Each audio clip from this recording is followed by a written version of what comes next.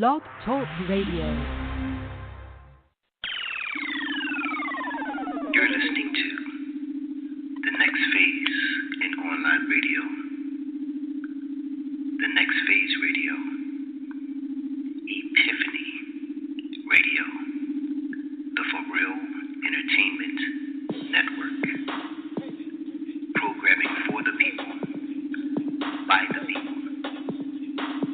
Constantly evolving. Creating. Motivating. Bringing you something new. Tonight, we welcome you to Revolution.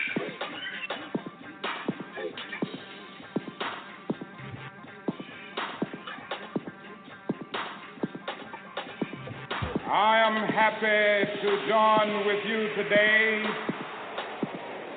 in what will go down in history as the greatest demonstration for freedom in the history of our nation.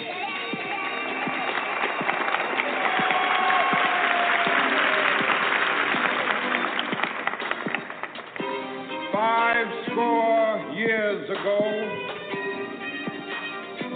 a great American in whose symbolic shadow we stand today signed the Emancipation Proclamation. This momentous decree came as a great beacon light of hope to millions of Negro slaves who had been seared in the flames of withering injustice. It came as a joyous daybreak to end the long night of their captivity. But 100 years later, the Negro still is not free. 100 years later, the life of the Negro is still sadly crippled by the manacles of segregation and the chains of discrimination. 100 years later, the Negro lives on a lonely island of poverty in the midst of a vast ocean of material prosperity. 100 years later, the Negro is still languished in the corners of American society and finds himself in exile in his own land. And so we've come here today to dramatize a shameful condition. In a sense, we've come to our nation's capital to cash a check. When the architects of our republic wrote the magnificent words of the Constitution and the Declaration of Independence, they were signing a promissory note to which every American was to fall heir. This note was a promise that all men, yes, black men as well as white men, would be guaranteed the unalienable rights of life, liberty, and the pursuit of happiness. It is obvious today that America has defaulted on this promissory note insofar as her citizens of color are concerned. Should we tell them? Instead of honoring this sacred obligation, Epiphany America has given the Negro people a bad check. A check which has come back marked insufficient funds.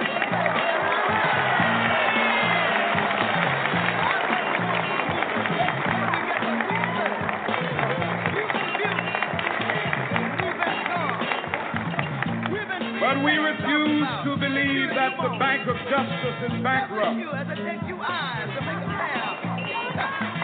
We refuse to believe that there are insufficient funds in the great vaults of opportunity of this nation. So we've come to cash this check, a check that will give us upon demand the riches of freedom and the security of justice.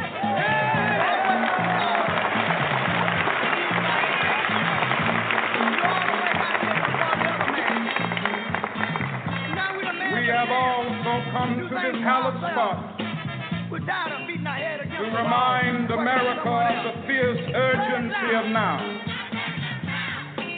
This is no time to engage in the luxury of cooling off or to take the tranquilizing drug of gradualism.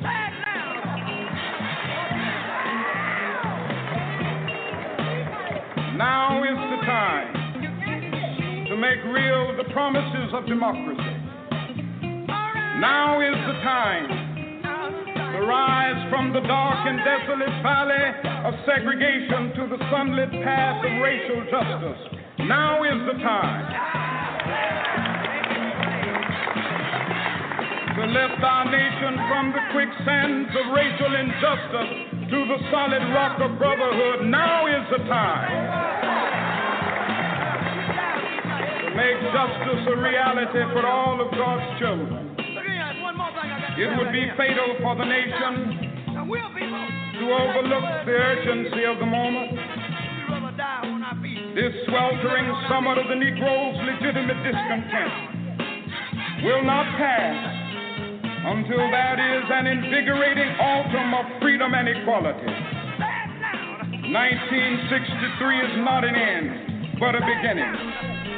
Those who hope that the Negro needed to blow off steam and will now be content will have a rude awakening if the nation returns to business as usual.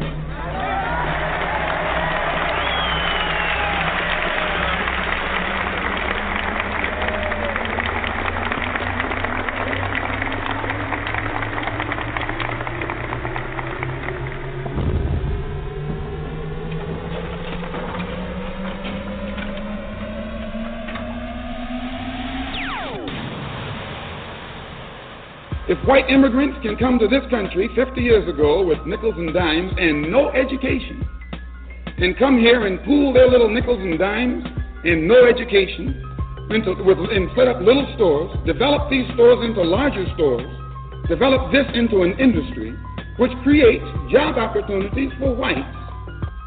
Since Lincoln was supposed to have freed the black man 100 years ago, and today the black man, according to the government economist, has spending power of $20 billion per year.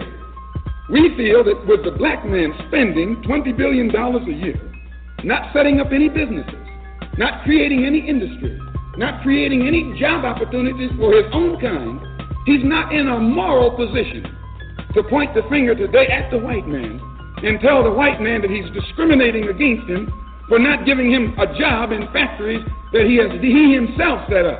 If the black man has $20 billion, and these so-called Negro leaders are such geniuses that they can integrate white restaurants and integrate white factories and force themselves into that which the white man has set up, they should use this same ingenuity to show the black people how to pool our wealth and set up something of our own. And then we won't have to force our way into his anymore. One more thing I would like to point out concerning what he said about 125th Street. We don't waste our time on 125th Street, but you can reach more people in the street who want to change than you can in the bourgeoisie society, the bourgeoisie church, and the bourgeoisie circles. Our program is directed toward the man in the street. So we spend our time in the street, and what we do with that man, instead of trying to change the white man in your mind and make you accept us, we change the mind of the black man and make him accept himself. And as soon as he accepts himself, he'll solve his own problem. He won't be trying to force himself into your factory and into your bedroom and into your kitchen.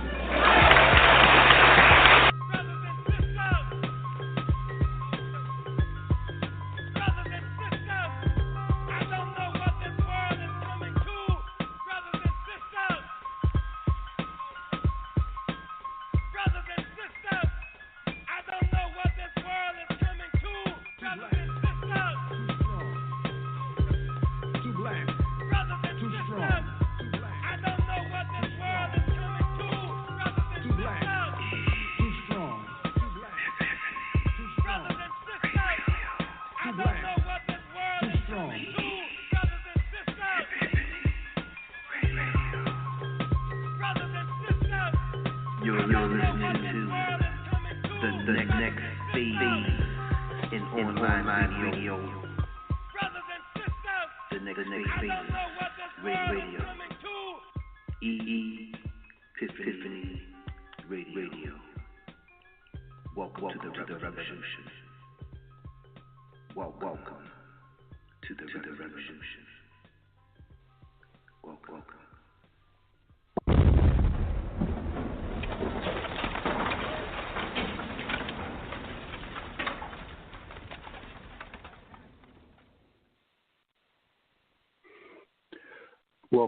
Welcome. This is your boy Forrealthepoet Douglas. This is Epiphany Radio. This is the revolution. Revolutionary heat. Hey, I'm chilling here with my boy David Motte. David, are you here? I'm here. What's going down with you? Hey, man, I'm ready to take my socks off and start this revolution, man. Are you ready? Yeah, I'm ready. And it will not be televised. Maybe it will be. It may be radiolized or some stuff I can't, But right, that's a nice word for that. I like how you put that together. Radio live. Yes, this is the For Real Entertainment Network. Tonight we're going to go consciousness. We're going to go political. We're going to go injustices. We want y'all to voice y'all opinions here tonight. This is a night where you get to speak out those injustices. However you feel. How has this and the goings on in this country been touching you in your spirit? What do you see going wrong? What corrections do you see? Do you have answers to some of the problems that's going on? We need to know. We want y'all to speak out. We want y'all to open your mouth. Closed mouth don't get fed. All right? Right. Again, this is the revolutionary heat. David, we were talking about some, you and I, we were discussing some statistics. I have a hard time with the word statistic. I have to stop and think about it before I say it. It's a tongue twister. Too many S's. It's like you have a list. I thought it was just me. But we've been discussing on a serious matter the statistics betwixt the murder rate between blacks and whites, whether blacks killing whites or whites killing blacks, versus blacks killing blacks. And we discovered some stuff, You remember our topic, our discussion on that, Dave?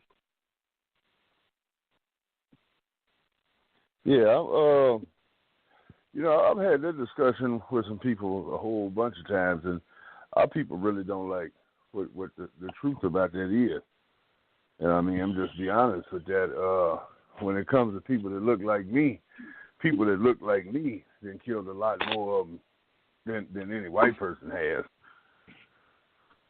But, when you get into those debates with people, they've seen 3 or 4, maybe 5 or 6 instances publicized on TV, and they make like the white man is just the downfall of the black man.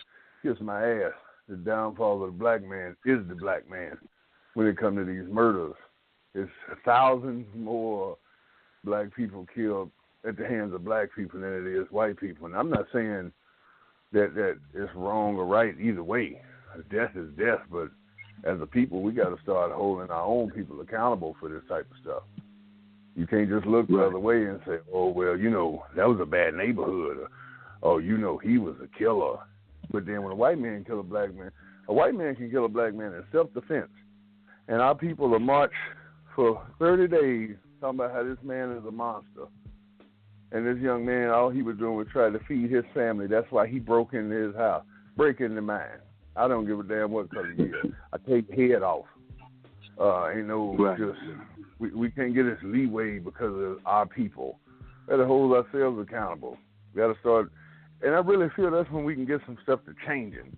When we can change within our own community first, then I think we can start making some changes out in others. But that's where it's gonna have to start.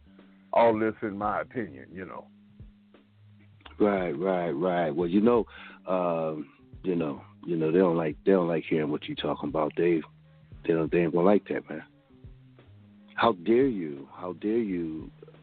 Have a difference of opinion. Right. How dare you, David? I'll tell you something that's crazy with our people, and I was just thinking about this the other day. Is the media can lead us to slaughter at any time with just a few words. They mentioned private-owned prisons, and you could get a lot of our people to say, yeah, that's why I don't like Michael Jordan, because he invested in any private-owned prisons. But if your dumbasses would do some type of research, yes, Michael B. Jordan invested in private-owned prisons, a whole-grown white businessman, not Michael Jeffrey Jordan, the basketball player. But they heard that name, and now they're ready to boycott. I see this boycott now on Gucci. Let's boycott Gucci. If you could never afford the shit, how you going to boycott it? If you don't own a piece of authentic Gucci clothing in your house, there's nothing you could boycott because you haven't even supported it at one time. But I just get tired of these people on the march and make fists and shit and don't even know what they're talking about. Right. I'm going to back up off the rant because I could go on and on about that. But, yeah, that's all this in my opinion. Hey, well, your opinion counts. Your opinion matters. If most of us acted on our opinions, or if some of us took that opinion and put it in our finger, that index finger when it was time to vote, okay? Right. Okay? That opinion finger would matter greatly. Because I'm talking to people at work that walking around with balled up fists and a make-believe afro, talking all this stuff, and at the end of the conversation, did you vote? And the answer is no. And I'm like, after all this long conversation, I got to walk off from you. Okay? Because it does matter. Right. This is stigma and this thing. And I used to think of it at some point in time, believing that regardless of my vote, they're going to do what they're going to do. They're going to get in what they're going to get in.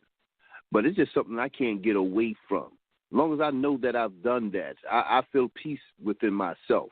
Whether it's registered, whether they're rigging it or what, doesn't matter. Because a lot of people stood up in our behalf. We lost a lot of lives to get the right to do so. I'm trying to understand. See, today, there are so many of us trying to fit in. See, there's this delusion of inclusion, okay? But it's all an illusion to try to fit in, to be one of them. So we lose that natural instinct we once had, okay? So we lose, to the point, David, go off, we still continue a conversation. We no longer duck at the sound of a shot going off. We're too busy watching TV, reality TV, trying to be like one of them Kardashians, trying to live the life. We forgot what the struggle was about. We no longer feel that crack or the whip more against our backs. You understand? That crack of that whip against our back kept a community together because we all knew what it felt like against our skin. It kept a community together. Our community no longer rides together. We don't sing those songs together no more, David Motte. Those songs that had the key to which way we gonna run. Them songs that hid the hidden messages. Which way we gonna go to reach safe passage. We don't sing together. We too busy trying to sing somebody else's song. And that's the major problem. We can have these shows every year, February, Black History. We can have these shows every year, David. We could talk about who invented the peanut mill. We could talk about who invented the cotton gin. We could talk about all these things. But one thing we need to start talking about is how we're going to get this thing together. What's the solution to our problem? Not the problem of them killing the hell out of us, because they are and they have been for a long time. But ain't we tired of it? And my thing is, I think we need to start from within. We need to bring back that song to the community that we used to sing. And we need to get our acts together before we can combat anything or handle anything. We need to show some solidarity and some unity within our own community. I'm preaching right now. David, what you got for me? Talk to me. I was ready to pass the collection plate around there for a second. We was going to take her for the building fund. I felt it. I felt it because I was just putting, she'd be coming in a Hyundai ham salami bacon. We don't run anymore, and I think a big problem is we don't take the time to run, because when all the shit goes down, that's when we sit there and start facing each other and think about how we're going to kill the other one that look just like us. So, you know, what? Babylon, as some people call it, white man, as some people refer to them, the devils, as some people refer to them. They don't have to do anything to us no more. All they got to do is they can make up fake news and make us go to war with each other. All they got to do is put it on Facebook, put it on a TV commercial, or anything of that sort, and we'll go crazy behind it, just from some words. Doesn't have to be facts, doesn't have to be proven, but put those words out there, and we'll go crazy behind it and kill up a whole mass of each other. We have people killing each other based off of something that they don't even own, based off colors and corners. Don't even own it. Then you have a lot of people that pretend revolutionaries, that they say, you know what, I'm not doing anything with the white man anymore. I'm only shopping strictly black. I'm only doing this strictly black. If that's the case, you're going to be homeless, because your mortgage lender, pretty sure the CEO of that company is a white man. Whoever you pay your car payment to, pretty sure that CEO is a white man, so on and so forth. And you'll never hear me say that all white people are bad, but you'll damn sure never hear me say all black people are good, because I've dealt with some more messed up situations from people that look like me than I have from people that look like them. So that's what I say, we got to start working on our own shit first. I've had homeboys killed, and they didn't go and ain't coming back no more from people that look like me, not people that look like them. But, all our people want to make such a fuss whenever it's someone that looks like them that does it. But Black Lives Matter. I ain't saying they always right. Don't Black Lives Matter? That's the lie they tell. Black Lives Matter when a white hand deal death to it. And I don't give a damn who get mad at me for that statement. Fuck it. Don't follow me no more. Don't say my name no more. Whatever. Black lives don't matter to black people unless it's a white hand taking that life. Because if that was the case, you would have the same type damn energy when little Ricky killed somebody in the neighborhood as you do when Bob the policeman killed somebody in the neighborhood, or when Timothy the homeowner killed somebody black in the neighborhood. You would have that same damn energy. Boycott. They're going to be mad at you. Well, truth make people mad. Yeah, it does. Truth make people mad. They want to live in this fabricated ass world of like we walking around singing Kumbaya and shit. Bullshit. We walking around killing each other. And it's finna get worse. Oklahoma just passed a law that started November 1st. You no longer need a license to carry a firearm in this state.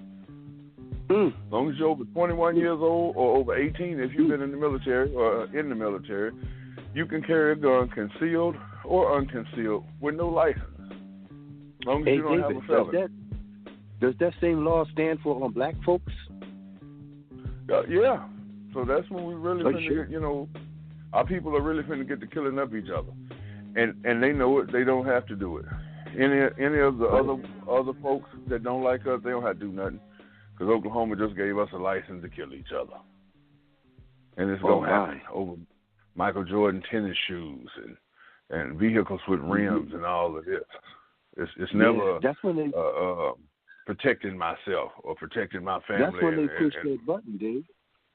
That's when they push that program button. That's programming, and the purge can begin. Let the purge begin on your damn selves. Yeah, and I can tell you, I'm going to get me one, a good one. And if so happen that somebody that look like me come trying to harm me, I will be one of them that's taking other folks of our own color out. Because self-preservation is a sumbitch, and I'm not gonna march and make a fist and not protect my own self or my own people. But I don't. Yes. There's nothing I fear of the other side doing any harm to me once that law passes, because they've always had the rights to that law. Right. It's nothing new for them, you know. And when I say the other side, I mean police. You know, so many people say they fear the police right now because of all that. Well, stop being ignorant all the time. Quit reaching for shit, for one. Now, I'm not saying that all the people they said was actually reaching for something, but I've seen a couple of videos that they did some reaching there's no way in hell I would have done when the cop got his gun drawn on me. You know, sometimes you have to think about it. Yeah. Because if I was that same officer and I thought you was going to pull up something to make me not get home to my family, you got to go. Right. Hey, you know what, David? You're absolutely correct in everything that you said, man. Hey, I love the expression. Once again, this is revolutionary heat. We want you to express yourself. Give your opinion no matter what it is. This is your chance to speak up and speak out. So a closed mouth don't get fed, okay? If you're here, I hope you're here to stand up. I hope you're here to voice your opinion, okay? Because that's what we need at the front line. Somebody with a voice and the will to act on that. Hey, I hope don't be scared to voice your opinion. Don't be scared to voice your opinion. You know, some people be scared. Well, if I say this, such and such won't like me. Fuck such and such. Say what's on your mind. Say what's on your mind. We're giving you a platform to do so. Hey, David, this is what I'm saying right here. Don't just be calm and docile about having the noose slipped over your neck like you're putting on a tie. Are you that docile? Are you that conditioned that before they lynch your black ass, that you can sit there like you're getting fitted for a suit? Nigga, you better die black. You'd actually sit there. Some of them would be more uncomfortable getting fitted for the suit than they would with that noose slipping over. Hey, man, you better speak out. Or you're domesticated. You're domesticated. I hope you're ready for real, so we finna piss some people off tonight. We hadn't already done that. You know what? I'm going to hold on to some of this stuff because I want to get to some other opinions tonight. But, they're going to be mad at you, David. They're going to be mad at you, man, because, there's a revolution. But first, there's got to be one within our community. Okay? Right. Because some of us is holding some of us down. And it's time that we speak on that. There's always a coon in the kitchen. All right? There's always somebody reporting to master. David, it's always been like that. You know what I'm saying? Once again, you're at Revolutionary Heat, and we'll be right back after this. Brothers and sisters! Brothers and sisters, I don't know what this world is coming to.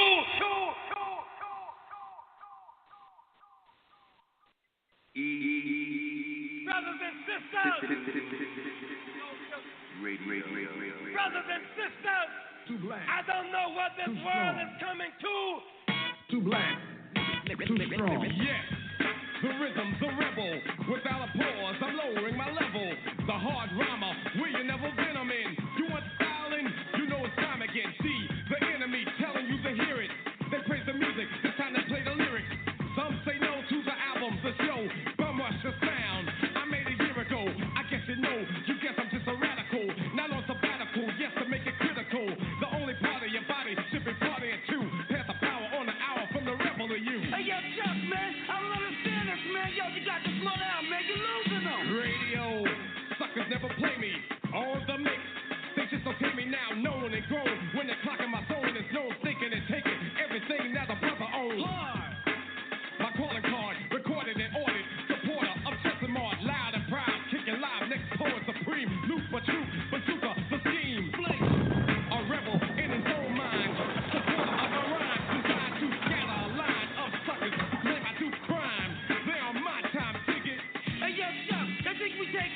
Yo, this is Cole Medina, man. Come on, kick it. Terminator X. Terminator X. Terminator X. Terminator. From a rebel, it's final. On black final soul. Rock and roll coming like a rhino. Tables turn, suckers burn to learn. They can't disable the power of my label. Def Jam tells you who I am. The enemy's public. They really give a damn. Strong Island, where I got a wildin'. That's the reason they're claiming that I'm violent. Never silent. No dope, getting dumb. Nope. Claiming where we get our rhythm from. Number one, we hit you and we give you some. No gun, and still never on the run. You wanna be an S1 grip until you win, and then you come again. You know what time it is. Impeach the president, pulling out our gun. That's the next one. I can beat this old gun. Don't last a minute. Soft and smooth, I ain't with it. Hardcore, raw bone like a razor. I'm like a laser. I just won't phase ya. Old enough to raise ya, so this will phase ya. Get it right, boy. Maybe I will praise ya. Playing the role I got soul too. Force my opinion.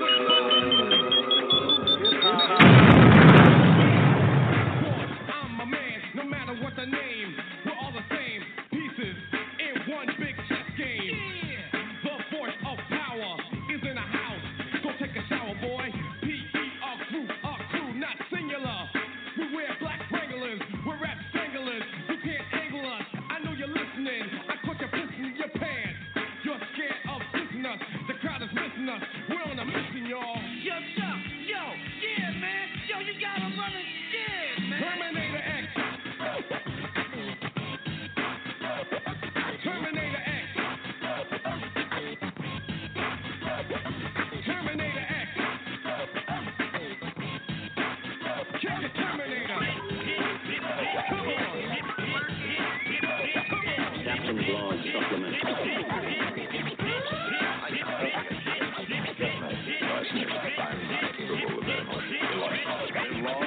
Attitude, when I'm on fire, shoots on a loose electric wire, simple and plain, give me the lane, I'll throw it down your throat like Barkley. You see my car keys, you'll never get these, they belong to the 9-8 posse. You want some more, son? You want to get some? Burn rush the door of the store, pick up the album. You know the rhythm, the rhyme, plus the beat is designed so I can enter your mind, boys. Bring the noise, my time. Step aside for the flex, Terminator X. Yeah, that's right. This game is ready to Cole Medina, boy. That's right, Cole Medina. That's right. We showing up in Epiphany, other known as effect. You understand what I'm saying? Yeah, boy. Bring that back one more time. Bring that beat back, Bring man. that beat back. Bring the beat back. Y'all want to hear that beat, right? Bring that beat back. Bring that 1, shit back. 2, 3, 4, hit it. This shit ain't over. Come on, y'all. Let's get busy. Come on, say yeah. Say hell yeah. Come on, y'all. Come on. Let's rock the house. Somebody, everybody, scream.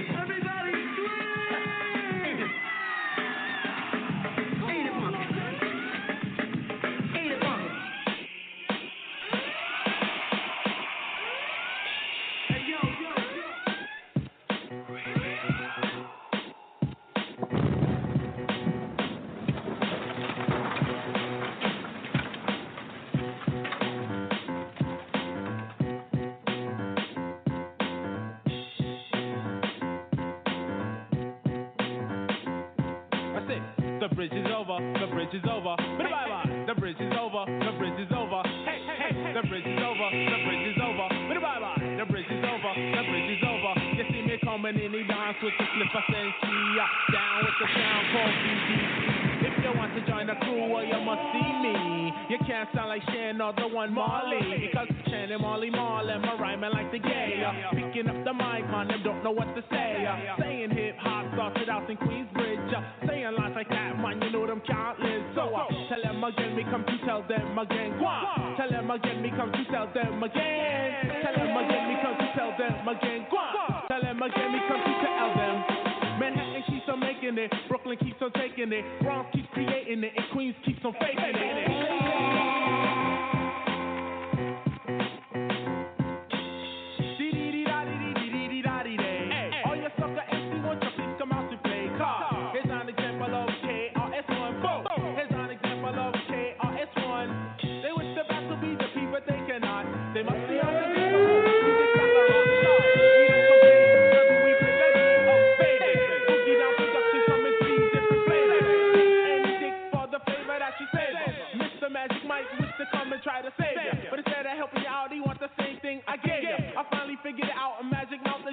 ducking. Roxanne Champagne is only good for steady fucking. MC Shannon Marley Marl is really only bluffing. Like Dougie Fresh said, I tell you now you ain't nothing. Compared to Red Alert, so sit that boogie down production. The E's and the run, I'm Mr. E's and the run. The KRS-One, you know them counts are done. We're moving over there and then we're moving over here. This name of this routine is called Live Union Square.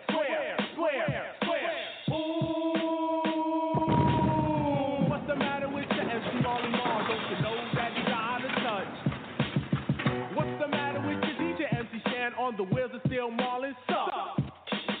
You better change what comes out your speaker. You're better off talking about the whack boomer sneaker. Cause once created hip hop queens will only get dropped and still telling lies to me. Everybody talking about the Juice Crew funny, but you're still telling lies to me.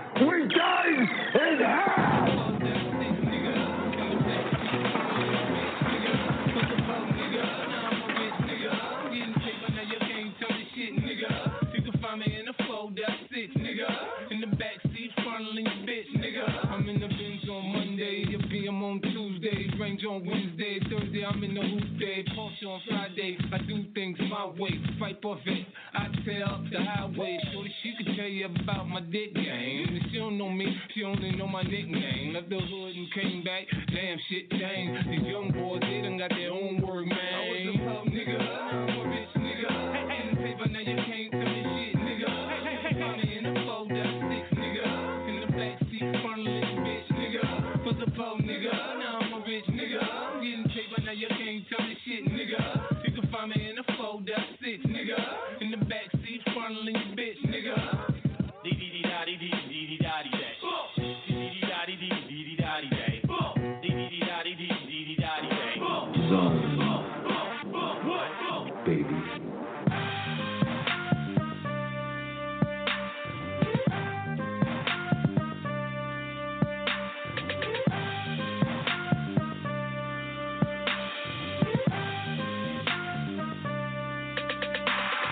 This is the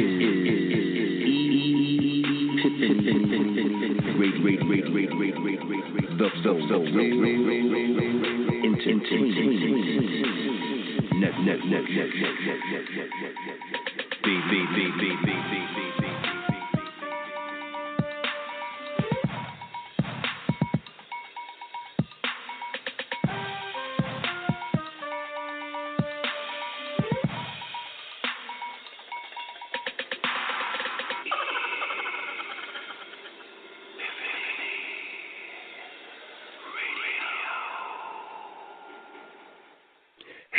Hey, this is Epiphany Radio. Despite what David Mike may say, we do not whisper and go bareback. All the time. Epiphany Radio. They know who we be. They know who we be. We be Epiphany Radio. This be the revolutionary heat. I be Forrealthepoet, and my boy be who you be. Malcolm Akbar Shabazz. Yes, Malcolm Akbar Shabazz. Ham salami bacon. A.K.A. David R. Motte. I put the R in so that when people go to look for you, David, after this show, they'll be able to find you a little easier. You're my brother. Yes, go report me. I would appreciate it. I am my brother. I am my brother's keeper. You know, that's the way we do. Ain't that the way we do? That's it. Hey man, you gotta well, I don't want to go against the grain. I had to come and get some. Tobacco products. Okay, that's understood, man. Hey, I like the sound of the streets. It sounds good. So we welcome that, David. Awesome. You know what I'm saying? The sound of the street. Ham salami bacon. Hey, man, what we're going to do is we're going to get another voice up in here. see what they got going on in life. Before I do so, I wanted to shout a few folks out at Epiphany Radio, some of our hosts that's holding things down at Epiphany Radio on a daily basis. We have shows 7 days a week over here at Epiphany Radio. You know, this is the next phase in online radio, David. You know, we whisper, but we do not go bareback. That's what I meant to say. Okay, yeah, I want to shout. I want to give a big shout out to Hollywood's Murder She Wrote from the Hurt Locker at Epiphany Radio. What's going on, darling? Baby, baby. I want to shout out to my brother Stanley Phillips, one of the hosts at the Hurt Locker, Epiphany Radio member extraordinaire, poet and storyteller. That's always going on to the next phase. Hey, my little brother and the station manager at Epiphany Radio, baby, Van Meadows, a.k.a. Poetic. And if you don't know, you better ask somebody. Shout out to you guys. Thank you for stopping through, representing Epiphany as you should, taking your socks off. Thank you for your diligence. You know, I love diligence. I love, what's the word I'm looking for, David? You know, I love people that support people. Supporters of that's the word you're looking for. Supporters of support. For so many people, we're going to go and we're going to keep things real on the For Real Entertainment Network. That's why that name is placed there, not because it happens to be my poetic name. This is not the Forrealthepoet Network. This is the For Real Entertainment Network. The For Real parts of it comes from keeping it real. When I put together this network, it was based upon keeping it real. My first show, and I'm a little off topic right now, but I have to give people a little history. My first show was called Keeping It Real in the Midnight Hour. I came on at 12 o'clock a.m. every night for 4 hours. That was my first show. That show turned into Keeping It Real, the Inspiration Factory. And I'm only telling you that because I had some people that thought it was egotistical of me to name the network after For Real, the poet.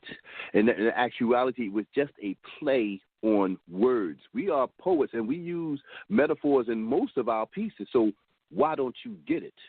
And it's not that they didn't get it, Dave. It's just that, hey, when you got hate in you, you're going to find something to hate about. But this is the For Real Entertainment Network because we practice keeping it real. I came on this network keeping it real with myself to free myself from the things that had me enslaved. Once being a people pleaser, a slave to drugs and alcohol, all those things, that's where the keeping it real part came from. And until you can keep it real with yourself or whatever ails you, whatever is hurting you, harming you, whatever, if you can't keep it real with yourself, who can you keep it real with? The For Real Entertainment Network. And I'm just simply keeping it real. Those that support get support. You feel me? And y'all know I'm going to keep it real on here because I don't give a damn who I piss off. That's just how I am. It's better to be pissed off than pissed on, so I'm going to say exactly what I feel through here tonight. That's right.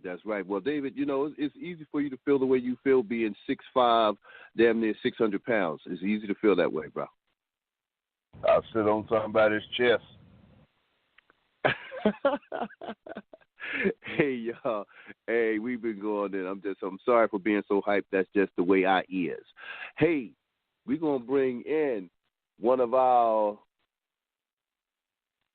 favorite hosts. You know, he's all right. You know, I give him a little credit every now and then because everybody likes a little bit of credit. I hope he got good credit. I think he got good credit. I spoke to him early. He happens to be an accountant on the side. He should have some kind of credit going on. You know what I'm saying? I'm looking for something as I'm talking. So I'm sorry. You have to excuse me a little bit. But I'm thank God tonight that everything is going great. David, how you feeling? I'm feeling great, man. Making my way back to the Ponderosa, smoking on a Newport Short. Shout out to Newport Short. Y'all should give us sponsorship on these radio shows. I'm getting ready to go home and eat some vodka-soaked gummy bears. So I get me a little buzz going tonight. And I'm going to continue to, we're going to keep it real all night here at the For Real Entertainment Network, Epiphany Radio, where they take their socks off and go bareback. Yo, this is what you... Hey, man. We got the piano sound for when, when we take you off the stage, Dave. That's our piano playing music. We can't afford the Apollo. We can't afford the Apollo Theater thing in here. But this is where you at, David. Yo, it's going down. Hey, man, it's like that. Hey, so look, man, I've been messing around for so long. Let's bring in that person, man. I wanted to give them some intro music, but hey, they'll just step right in here. Take your socks off, ladies and gentlemen, with the one and only Van Meadows, a.k.a. Poetic. Poetic, how you doing? Oh, man, I'm doing good, my brother. How you doing? Hey, I'm doing all right, man. You hear your brother David Motte cutting up as usual, yeah, right? Man, I hear him, except this time his cut up is real and on point. And it should make some people mad. It should make some people mad to want to bring about some type of change. Because things as they are, we're going to eliminate ourselves. Come on. Talk about it. Yeah, man, because, just like David said, man, they're going to license everybody to be able to carry a firearm. So I could see the headlines now. Man killed over sneakers, gold chains, watches. Because this is what we've been reduced to, materialistic things to get some quick cash. Because nobody wants to work hard anymore to earn a good living. And those of us that do work hard and earn a good living, we get raped by Uncle Sam because we got to pay taxes. But when our foreign counterparts come over to the United States of America, they get a 7-year no taxes for 7 years. They don't have to pay. Can you imagine what we as a people could accomplish if we were given a 7-year grace period without paying taxes? Yes. Let me ask you a question since you're speaking on that. Let me ask you a question. And I'm trying to formulate this question before I really ask it or put it out there in the air. When you spoke about our foreign counterparts who come here and get a 7-year tax-free period of time, do you have any information on these businesses that get set up in these neighborhoods? I have a little bit. I have a little knowledge. I'm trying to gain more of that. A lot of people don't understand that these corner stores in the urban neighborhoods, those poppy stores, a lot of us call them poppy. Yes. Not particularly meaning, not particularly being derogatory towards the people that work the store, but it's referring to a Hispanic, Dominican, Puerto Rican, mostly. There's a lot of Dominican stores, poppy stores in our neighborhoods, and a lot of people don't know that they're a company, they're a corporation. Right, a corporation. Mm-hmm. Right, they're not private owned. You left out a quote unquote minority set, my brother, and that's the Asian community. Yes. Yes. Now, we as a people should actually learn something from the Asian community, because when they come over here and they get their 7-year grace period of not having to pay taxes, they create their businesses and build their businesses, and they all stay right above the business in a 1 or 2 bedroom apartment, right above the establishment. Right.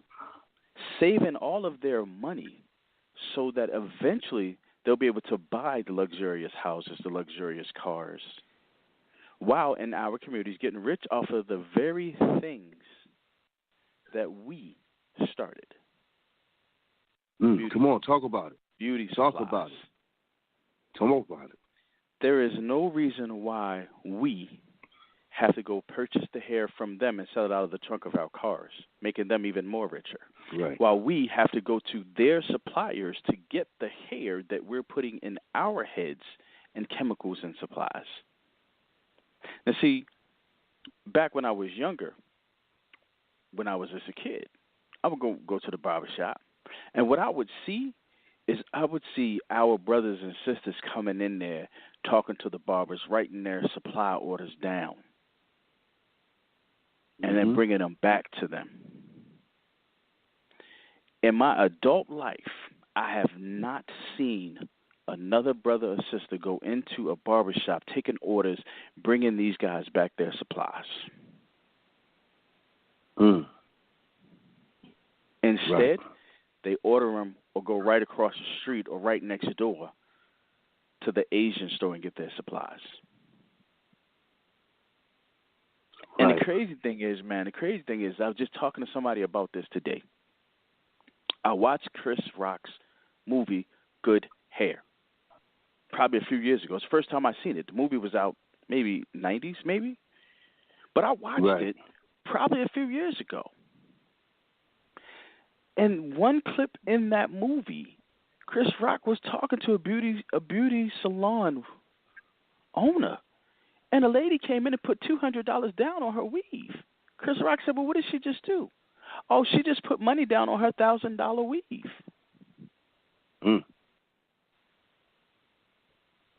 Now, granted, I'm happy that it's a black-owned business and they're getting business. But we as a people need to watch a movie like that and not just look at the hair business. Why can't we own a black grocery store right in our communities? Bam, we talk about step in right there real quick. Please, brother, please. I can tell you why. Because when you put the black-owned business in the black community, when the black customers come in there, the first thing they say, hey, brother, hook me up. Man, why did this cost this much? Hook me up, man. Let me get the hookup. If they're not there for the hookup, they're still in that line. Right. And what kills me with our people, why ask your fellow brother for the hookup, but when you go into the white man's store, you don't ask them for no hookup. You don't ask for no hookup. You pay whatever price is listed. Yeah. Yeah. You don't haggle with them in any kind of way. But as soon as the black man get his own business and you go to buy from him, ask him to hook you up, he says no, now he's a sellout. Now he's an Uncle Tom and all this other bullshit. Because he's trying to make an honest living. You want him to short himself to give you something for free, and you have an issue with it when he won't do it. Right. And you know, we have this, we as a people have this entitlement issue that we owe each other something. We quick, bro, you owe me this. No, my dude, you owe me this. But we won't stand up and fight the nation for what's owed for 400 plus years.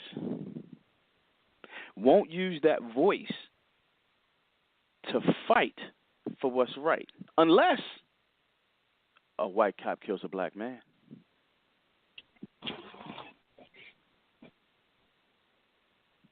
But we're not mad at us killing us. It even goes further from not being mad at us. You get respect in our community when you kill another brother. Yeah. You're looked at as this entity that's, and I quote, not to be fucked with. And people look up to you. You know, people look up to the drug dealers. People look up to the armed robbers and all this as people that you want to grow up to be like. And I just, and also in our community, when you have the few that get outside of that, go to college, make something of themselves, speak well even, they get talked about. They get, called all these, once again, Uncle Tom, house nigga, all of this here because they tried to make something out of themselves. That's stupid. Right.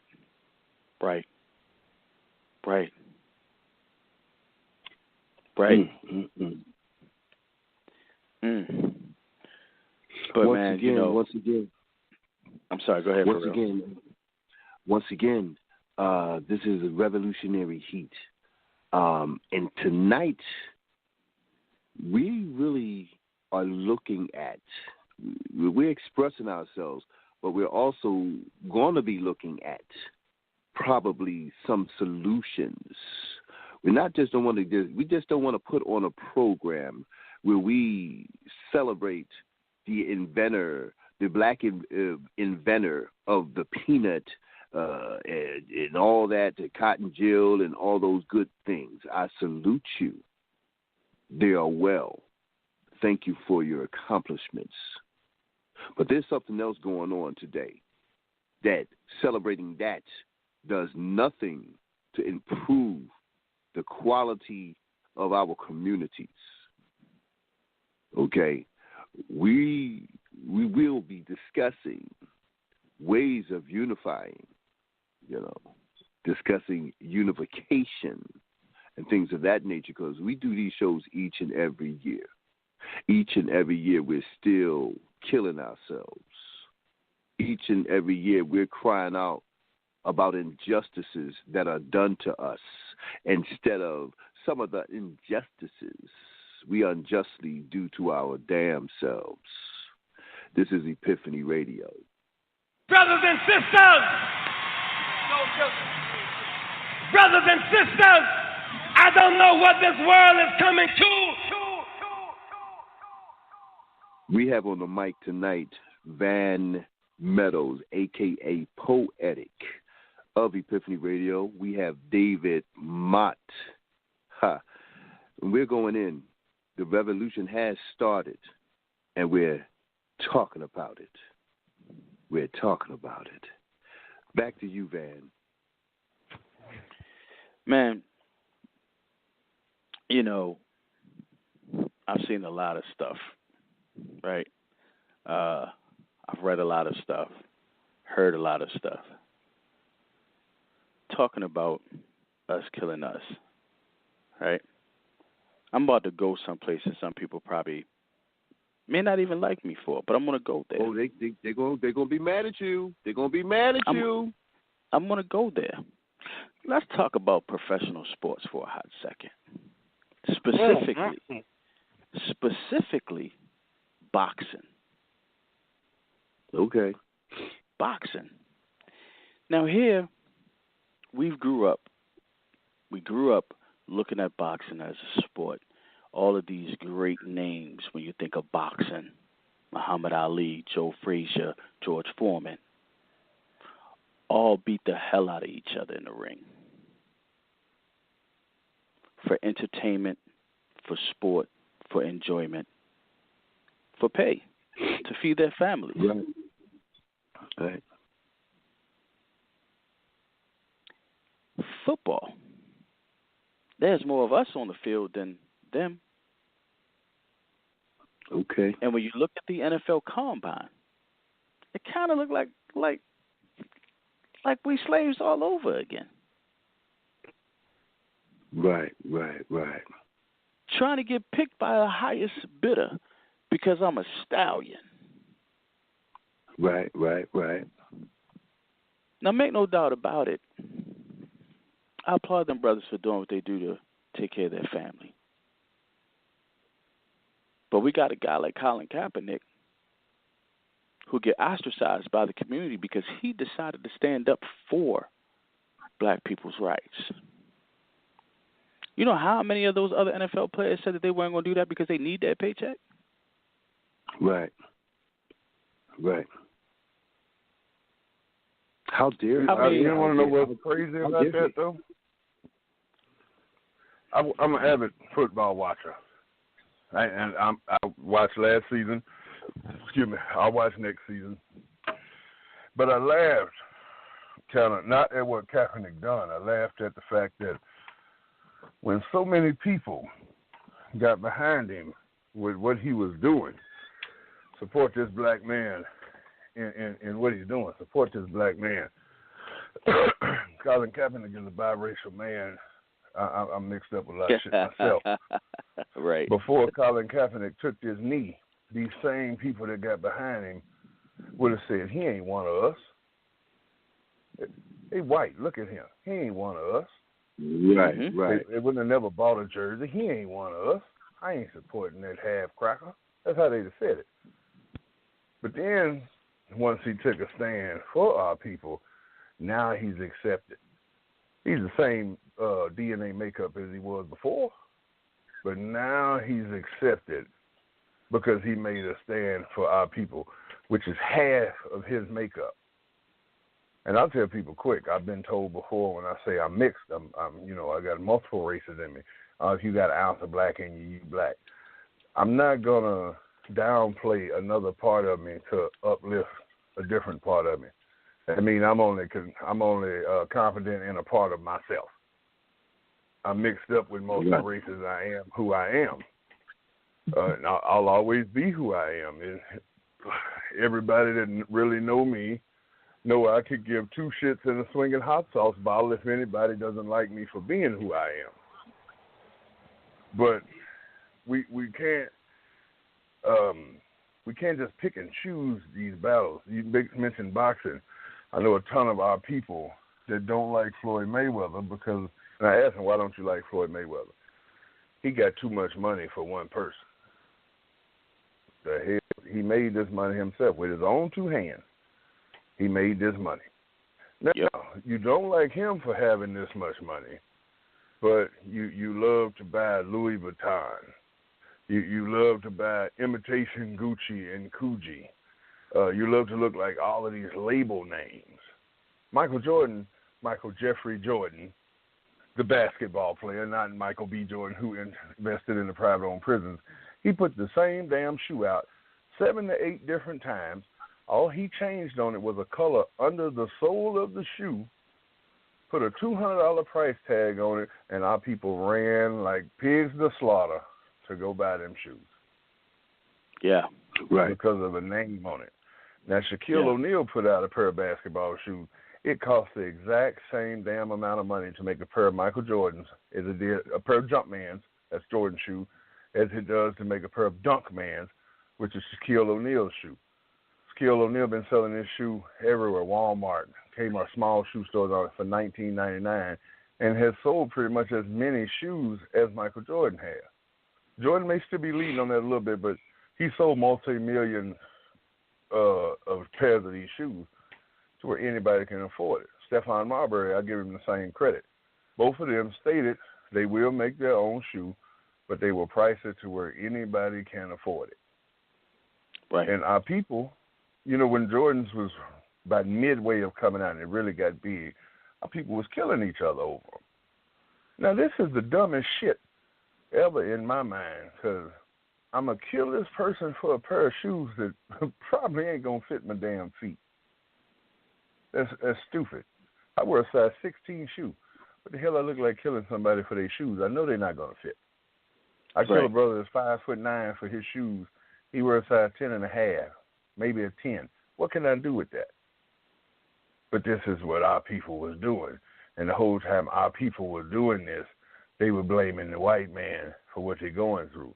Our people, when we get mad about shit, we tear up our own neighborhood because we're mad at the white man. And then with our tail tucked between, deep, and our head shoved up our ass, we had to go back to the white man and say, sir, could y'all please rebuild our community? And if that was me running that to make that choice of to rebuild or not, I'm not rebuilding you shit. Because whenever somebody give you something, you tear it up. because you're mad.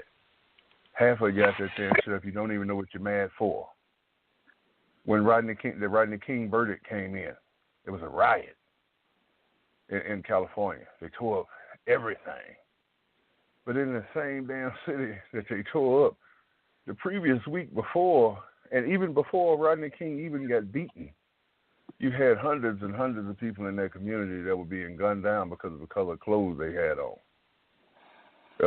Some of them were gang bangers. Some of them weren't. They bought clothes and was walking down the street. But you never seen one person break a goddamn window mad because them people got killed. So, you know, at the end of the day, when James Brown said it, say it loud, I'm black and I'm proud. Well, I'm proud to be black sometimes because I'm not proud of all the shit we do. I just seen a dumbass on Facebook yesterday, some supposed preacher staging this like he raised somebody from the dead. Then they got him inside the church eating his first meal back to life since he been from the dead. And he's sitting there, he just eating and he looking around like he ain't never seen the world before. You know what? Just come on tomorrow, March 1st. Get the hell out of February because our people didn't let me the fuck down this month of Black History Month, which is this coonery ass shit that goes on. Another problem we have in our people. If you like up and I like down, I'm supposedly a hater because I don't like what you like. You know, with our people, we can't have our own opinion of shit. We can't make a choice that goes against the masses. We have to just follow whatever the masses are doing in order to be accepted. And that's some of the dumbest shit I've ever heard. You can't be independent following a mass of people. And you don't even know where you go. It's funny. It's a joke they tell about if you put eight of our people, 8 black people together, and 2 of them just take off running, the other 6 going to take off running too. And then we ask what happened after we get there. And that's sad because what if them 2 people decided, you know, hey, we finna run off this cliff today. You got 6 more going with them. Don't even know where the hell they was going. Right. But that's our people. I know I could get, I'm quiet down there. I know I could get long-winded. You know, there's 3 of us on this show. So what do y'all have? Any replies or any thoughts on that? Well, that was, I mean, you know, come on, Dave. We've dealt with that. We've lived with that for so long, man, most of our lifetimes. I'm older than both of you guys, and I've experienced it. You're speaking on the same thing. Van has touched the same thing. But in reality, we don't talk out loud about those things. We put all our time in looking on the outside and what so-called they are doing to us, you know, and not what we are doing to us, type of things, you know, and although sitting there talking about what they are doing to us, we still don't get up off our asses until it reaches our front door. I wanted to say something about what Van said. When Van was painting a picture, when he started talking about the athletes and the combines, I just got this hard feeling of a Roman Colosseum and gladiators being put to fight against each other with daggers, knives, maces, all these different things. It's a gladiator-type sport and event that still goes on today. It's just that those gladiators have rights today. You know what I'm saying? But I just wanted to touch on that. We're going to keep things going. We're going to bring in some more voices, get some more opinions from a few other folk. Soon as Van Meadows, I seem to have lost my screen. Block Talk is doing its thing. So, Van, do you happen to be in the studio? I'm not, but I can get there. Okay, I'm going to need you to get there, my brethren. You know, Blog Talk always tends to do its own thing. You know, it's a conspiracy, you know. Don't mean to laugh, y'all. I was just thinking of something. I'm back in there, by the way. Wow. Okay. Are you serious? And you for real, you forgot to say yeah. Any of y'all that know Forrealthepoet, when he hit that laugh, yeah. I gotta say something real quick, y'all. I apologize for each and every person that called in. And I'm apologizing because my computer just went black. Before it went black, there were only 5 callers that I seen. When it came back on, the list is very long. I did not see you guys there. This is Blog Talk. I don't want to put them down or anything like that nature, but I did not see all these callers. Therefore, I wouldn't have had long, extending conversations. I apologize once again. I see your sex is sad, baby, baby. I see you, area code 256-267-325-281. Again, my apologies. Area code 912, Jazz. I see you, Supreme. Wait a minute. Yo, Blog Talk is killing me. I don't know what I'm looking at right now, Van. I'm getting in there, brother. Okay, because it looks like the screen from last night. Baby, baby, the revolution will continue. Oh, my God. Those are names from the last night program. It's all good. They get a second shout out anyway. Oh, my. Okay. And I want to say I appreciate you callers that called in and has been listening. And I have to say this. If you have an opinion that differs from any opinion you've heard, don't come on here and try to go along with what we're saying unless you really feel that. If you feel differently about it, voice your opinion. Do not roll with the masses. Say what you feel about these topics we touched on. If you have a new topic, speak on it. I mean, everybody's opinions are valued here. That's one thing we have to do. We got to come together as a whole community to figure this out. You know, you look at, while y'all get it together, I say this, the hatred that's in the poetic community, because this person may have a little more popularity than this person, when at the end of the day, none of us do this trying to be better than anybody else, any other artist. None of us do this to try to have more fans than any other artist. We do this because it's a part of us. We do this because we love it. You know, I don't feel any poet is better than another poet. They just have a different way of expressing themselves. So stop hating on each other poet. Absolutely. I am in, my brother, and we only have 5 visible callers. Right. I'm back in there as well. And those 5, like I said, support begets support. I have much love for you all as no thing, because we're going to do this program regardless. We're going to still speak. Where there's one or more gathered, what does the word say? Hey. You know what I'm saying? I am in the midst, so let's get it. There you talking about it. Check this out. What's up? This is your girl, Bonita Applebaum, and you are listening to Epiphany Radio. That's right. And we are the next phase in online radio. And we're talking about, social injustice. We're talking about injustices within. You know what I'm saying? And it's refreshing to hear because it needs to be heard. We're sitting here with Van Meadows, a.k.a. Poetic, Mr. Metaphoria, a.k.a. David R. Motte. I am your boy, Forrealthepoet. We're going to bring another voice in here. This person goes by the name of Stan the Man Phillips, host at The Hurt Locker. Welcome, Stan. Hey, man, you guys are telling all of it. Just go for it. I'm listening. Yes, we're keeping it real. We're keeping it real, Stan. I hate to say it. I think one of the biggest problems is these kids, these poor kids. Even as adults, even I remember listening to somebody's dad or their mom or someone telling them some bullshit and putting that into this kid's head when he was old enough to understand words.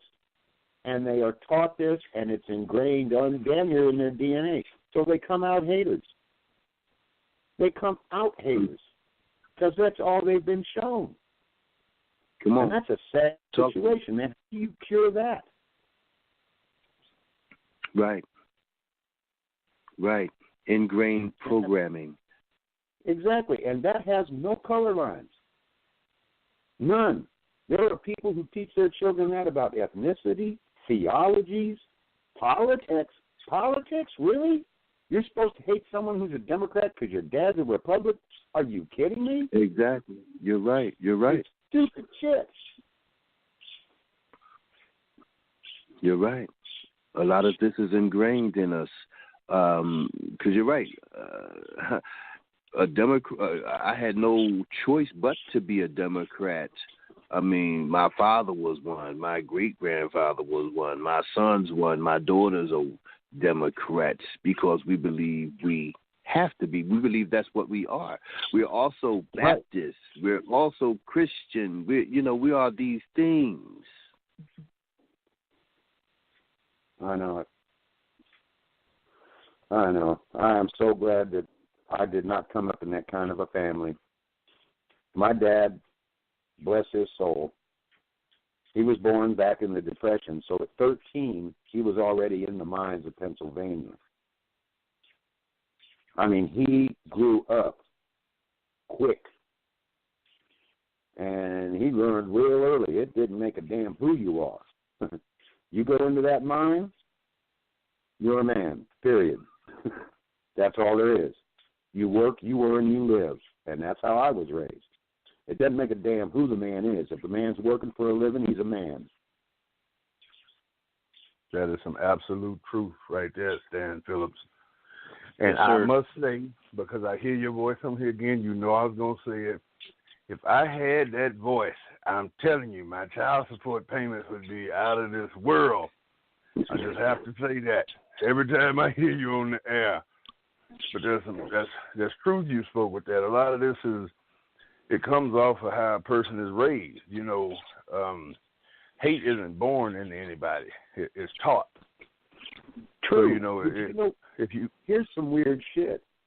I'm in Alabama now. I was raised in California, Southern Cal. I come out here to Alabama, and there's a lot of good old boys, and I mean old school good old boys, to the bone. And they talk that shit that their daddy and their granddaddy taught them. But you know what? There are some of them, I swear to you, I have rolled with some of them, that they would see a black man broke down on the side of the road. Now, you would think they'd drive right by, but they don't. They stop, and they help, and they get that man back on the road. Now, they might cuss him like a dog when they get back in the vehicle and leave, but they will stop and help that man. And it's like their head and their heart's in conflict. Their heart tells them you don't leave someone stranded, even though their head is full of that shit they've been taught all their lives. It's strange, man. and I tell you what's crazy about that is, like you said, and they'll still stop and help that black man stranded on the road, on the side of the road. But truth be told, you put that same man, that same black man, stranded on the side of the road, 15 to 20 other black men will pass right by him before maybe the 21st or 22nd one stops to actually help. And that's sad, but it happens. Yes, it is. I've been broke down on the side of the road myself, and I've seen it. I mean, I've seen my own people passing by, and they just turn their head like they can't see you and keep on going.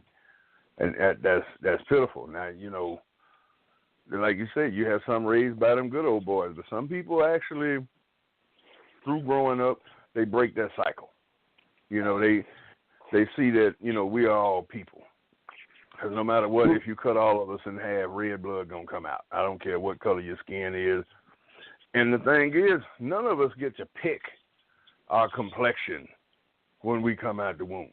It's not a chart that we get to look at and be, okay, I want to be this tall, I want to weigh this much, I want this color eyes, I want this color skin, or any of that. And then you take when we're little young kids in school, it's a whole cornucopia of us in school together, playing, having fun, loving life. But you just I went to school with a girl, I'll say this real quick, a girl I graduated with from here in Okmulgee. Her family is very racist, and everybody in town knows this. She didn't understand that her family was racist from the beginning because they told her, you know, you can have black friends at school, but they'll never come to this house. And as life would have it, when she got grown and she got married and she had 2 children, she had them with a black man, and she's married to a black man. Now, the grandfather won't allow the granddaughter to come over his house because she has a black father. He will allow the grandson to come over there, which she doesn't take either of them over there because of this. But he said he'll allow the grandson to come because the grandson should have more of his grandfather's blood running through him to overcome the black blood that runs through him. Oh, good God. Yeah, it's some good people in the world, but there's still a good amount of ignorant ass people out there in the world. I got to tell on myself on that one, man. When I came to Northern California, I was finishing up my last 2 years of high school in Oakland.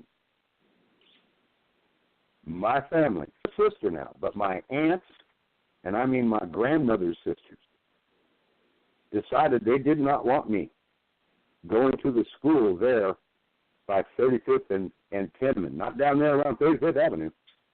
Too much trouble. Might get into drugs. So I got an address from a relative that lived further up the hill, and I was being bused with the rest of the guys from 35th Avenue up to Skyline High School because we had busing then. And I was bused with them up to Skyline High School. And they thought this was going to protect me. The kids showing up in the school show up in those brand new cars and in those brand new clothes that their mama and daddy bought them. And here we are piling off the bus, cloud of smoke rolling out the door, damn right. And we're going into the school. And here's the funny thing. They sent me up there to stay away from the drugs and the trouble. Who the hell did they think could afford the good shit?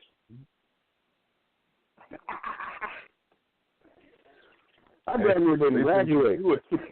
It was a high school. Literally a high school. Literally. Wow. I did manage it. Damn. But that's the whole idea. See, it's that stupid mindset. Oh, we'll keep them away from it. I'm sitting there thinking, who the hell do they think can afford it? The people whose daddies are giving them their kids brand new cars to drive to school, that's the people who can afford it. And, you know, maybe down there around 35th Avenue, I might have got into the weed and shit. But at Skyline, LSD, mescaline, psilocybin, better lock through chemistry. Wow. I managed to survive that.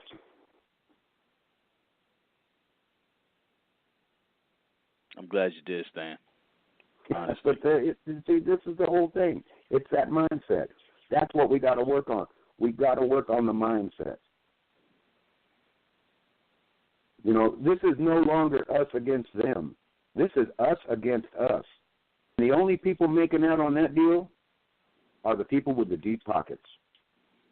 That's right.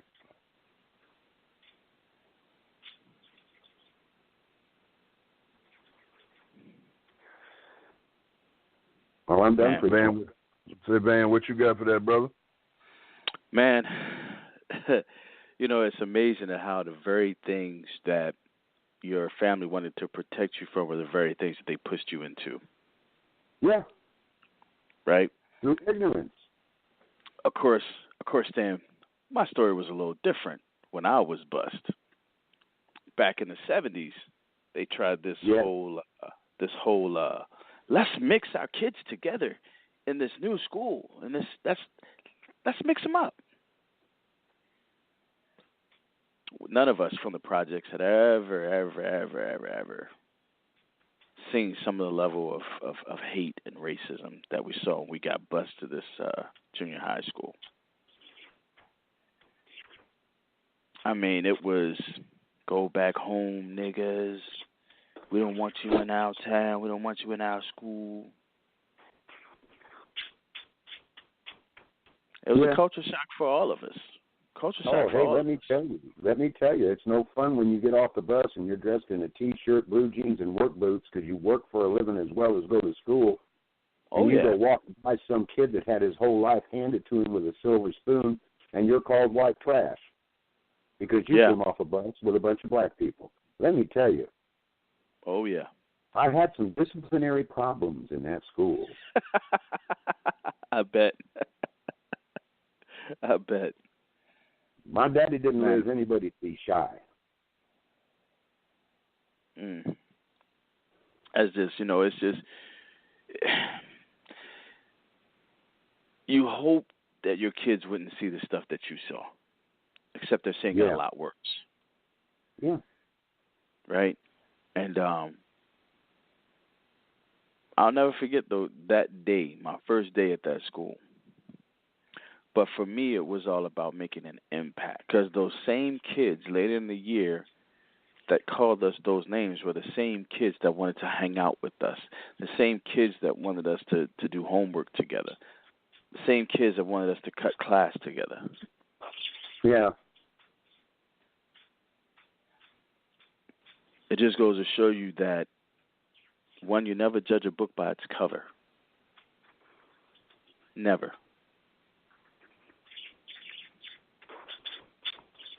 That is probably the biggest and most important lesson to be learned in that one. Absolutely. Because, there were always those elite nose in the air ones that you're never going to get to. You're never going to get through because they're just not going to give it up. But there were those who, had their noses in the air until they realized, you know what, we didn't give a shit what they thought. We were there for education. We were there to get something done. Okay? We didn't ask to be put on a bus and shipped all the way up into the fucking Oakland Hills away from everybody we knew and everything we knew. We didn't ask for that shit. The state said that's how it had to be. Okay, fine, we're all going up the hill. But once they figured out that we were just people too, like you said, that shit changed. Toward my senior year, that shit changed. Gotcha. But it took them a while. But I think a lot of that was the influence of their parents. Right. Man, Stan, you always got those perspectives, man, that challenges our way of thinking, man. I know Mr. Metaphor always talks about, if he had your storytelling ability, your voice, that his child support payments be through the roof, man. Well, I'm loving this show, and I'm loving the fact that we're talking about the real shit. Yes, sir. We've got to. Hey, and you guys are doing a great job. I'm loving what I'm hearing, and I'm definitely listening. I want to thank you, Stan, for your input, your insight, from your perspective and how you come up and, the folks around you. I keep using the word refreshing. I know there's a better word I could use, but to hear someone just keep it real, and that's what I'm talking about, just keeping things real, because this is real life stuff. This is seriousness. You know what I'm saying? We can spit some pieces, but you know what I'm saying? To hear somebody actual give of themselves, their point of view, their perspective on life, within this type of forum, it's just a beautiful thing. And I just want to say this part. This is one of the reasons for booking a show like this, to give the people chance to use their God-given voice. And it kind of it tears at me that when you offer a chance for people to speak, for people to try to work things out, for people to try to come up with a solution on some real serious shit, not to just spit a piece and put the spotlight on yourself for the cause of yourself. But when you put something out there for people to try to formulate some things together, you get a handful, which I am appreciative of, and I thank you. But it's a sorrowful state that when you put something that's good for folks out there, people treat it like it's shit. But when you put some shit out there, people say it's all good. You know? Yeah. Kind of angry. Okay? Because here we are, and I'm going to say this. I'm going to say it on air. We are 5 people right here. I don't know how many people I invited to this program tonight to voice their opinion, to give their voice, to shout some real stuff out, and it fucks me up. And it fucks me up for some people within the company itself. It fucks me up. But I love you guys for coming in here and supporting us and being a part of what we're doing tonight. Once again, if one or two men stand together, we can do this. Go ahead, Stan. That's the whole point of what this is the idea that for this is not a politically correct forum. This is where you can come and speak your heart and mind, who you are, what you believe, where you stand. That is more important than anything, because that means we're talking truth. We're really what you would call communicating, because we're being real about this. And we're talking to each other. And we're talking to each other, not at each other. Not at each other. Exactly. I just had to get that. I had to get that off of me. And I mean that, and I send that, what I just said, directly to this poetic community that we are a part of. You all know who you are. Okay? And I just had to get that off myself once again. My name is Forrealthepoet. I practice keeping it real. This is the For Real Entertainment Network. If you don't know, you better ask somebody.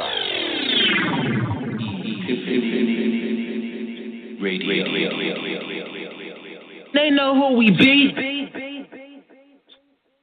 I'm going to bring another voice in here that's been with us the whole program.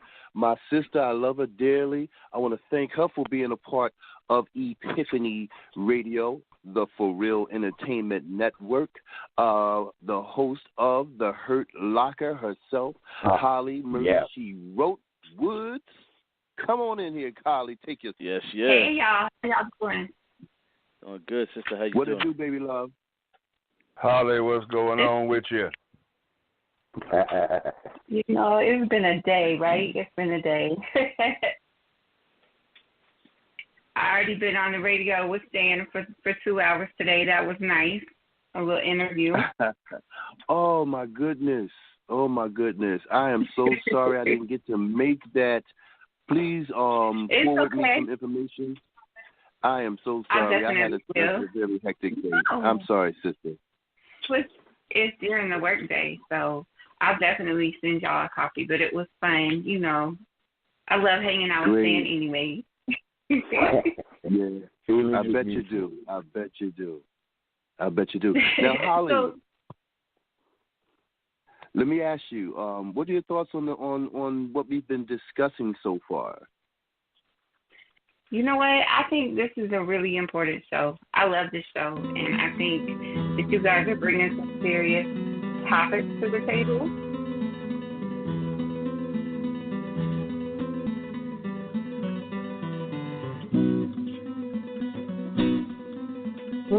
Nice guitar. All right. Okay. I think you guys are bringing some serious topics to the table that really need to be addressed, and I've actually had a really good time listening to it. I have been listening from the start of the show, and I agree a lot with what Stan. I agree with everybody, but I agree a lot with what Stan is saying. I don't know what they were thinking about sending you to the rich school, where you could get everything on your hands. But also, I wanted to bring a situation to the table. My daughter, we moved to Indiana, and it was very short-lived because I did not realize that the county that we lived in was so hateful, so hateful. And we lived in, it was the county was primarily white, and when my daughter went to school there, she went into shock. There was a little boy that was, I think, one of the only black little boys at the school, and he didn't know how to open his locker.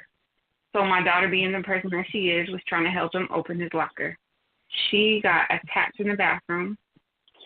She was bullied, and she was called every name in the book because she was nice to this little boy. She did not know how to cope. She did not know how to handle it. She would come home and just scream and cry because she didn't understand why these people were acting that way. And I didn't know how to explain it to her other than hate.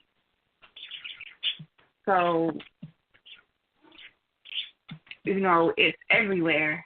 And for my child to have to go through something like that, when I tell you I was infuriated. But it also made me think of everyone else that has to go through stuff like that. It's ridiculous. It's absolutely ridiculous. It's just, that's the first time we'd ever even experienced anything like that, and it broke her heart. It completely broke her heart. Damn. That's terrible. And she's grown now. She's 19, and she lives in Kentucky with her boyfriend, and she's never, ever, ever. My children have always said they feel more comfortable around black people than they do white people. I get it. I understand it. However, they cannot stand anyone being treated. My kids are the first ones to step up and beat somebody's ass for being mean or for bullying or for any kind of racial activity. But for someone that was just trying to help someone and she got treated that way, that was hard for her. That was really hard for her. So, it's everywhere. The stupidity, the hate, it's everywhere, and it is ridiculous. Yes, I'm sorry that your child had to experience that, but you know what? It made her who she is today. You know what I'm saying? I've seen that happen. In my lifetime. Oh, you're playing with that child. You cannot play with that child, or being teased because you play with that child. It's terrible. Exactly. And that's the state where we at today. And if you can cut it off at the root, you know what I'm saying? If you can make a change while that child is young and that brain is formulating and being put together, it makes a difference. And you made a difference, Holly, in your daughter. You know what I'm saying? And that's a beautiful, beautiful thing. One incident of making a change to me just covers over that the smell of that shit by 10. Mm-hmm. You know what I'm saying? And I'm just sorry for the language that I use, but I'm very hyped tonight. And like I said, this is a night for keeping it real. No apologies. And I'm going to do that. You know what I'm saying? No apologies. Some topics require heavy language to get your emotions out. David, speaking of heavy language, where you at, David Motte? Yeah, I'm right here. I was going to say, I ain't apologizing for my language. No, I like to say it. It just feels good saying it, David. It feels good to say it. You think about this. I'm talking about. And when shit really hits you hard, you wake up in the morning and you walk into the bathroom, hit your toe on the foot post of the bed, and I bet you don't say, dang it. you're gonna make up. You're gonna combine some cuss words. You're gonna say like 7 cuss words at one time. Yeah, you're gonna say stuff like "mother, son of a bitch," "son of a bastard," and stuff like that, because it hits you hard. It's the same thing. It's frustration. This shit is frustrating for people to still be this way. Like you said, with your daughter going through that for helping out the young black man or young black girl, young black man. Some people act like black is a fucking disease and you can catch the shit. You can't catch it. I promise you can't catch it. There throughout life there has been a lot of white people that have been black topped. White women and white men. Because there's been a black man on top of a white woman, there's been a black woman on top of a white man, and I promise they didn't catch it. They're still who they are. So it's not a disease. You know, the ignorance is the disease that keeps being passed down, and that's the shit that we have to break away from. And I'll be the first to tell you, my people have some of the most ignorant people I have ever met. Because, and this is from personal experiences, like I said, I've always been too dark to be white and too light to be black. So I'm like, well, who the fuck am I? And that's when I decided at a young age, well, hell, I know exactly who I am. I'm going to be exactly who I am. I've been very, my voice has never had a filter since a very young age. I've never gave a damn what people thought about me. I hate what's in style. I hate what's trending, because it puts me in a mass of people that I'm no longer myself. So shout out to your daughter for being herself and helping that young man that couldn't get his lock open, and continuing to do so throughout her life and just being who she is. You know, I judge people by two things. You only got two categories of people in my mind. You're either a good person or you're a bad person. I don't care what your skin color is. You know, I've got white friends, I've got black friends, I've got Native American friends, I've got Latino friends, and I don't say when I tell people, oh, that's my Latino friend, oh, that's my white friend. No, that's either this name, this name. Yeah, it's just my friend. You know, I don't have to put a label on my friends based on their skin color. You know, and it takes a special type of person to deal with me anyway, because I give people hell. And only give people here. That's my way of showing, you know, I rock with you like that. I want to congratulate you on your love of your life thing you have going. That's a beautiful thing to, you know, to find that person that you can continue to try to grow and get to know. Seen some pictures you posted and pictures posted of you that look like know what? You're very happy. You know what? Stop. And you should stop right now. Oh, well, I was okay. I would just want to congratulate you and tell you I'm happy for you. You know, but that's neither here nor there. But yeah, I'm glad. One good thing I can say about like Blog Talk Radio, social media, and everything. Because social media has a lot of negative shit that comes with it. But one good thing I can say about it, social media has put me in contact with some great people, and some open people, and I like that. Now I'm not gonna lie, it's also put me in contact with some fake ass people, so I distance myself from them because I don't like the fake shit. But I met some great people throughout this poetic community and everything that, you know, that I consider friends of mine. We may have never met, but we can talk to each other on the phone on a daily, like we live around the corner from each other and grew up with each other. And it's not about their color. It's just about who they are. And, I mean, to me, that's a wonderful thing.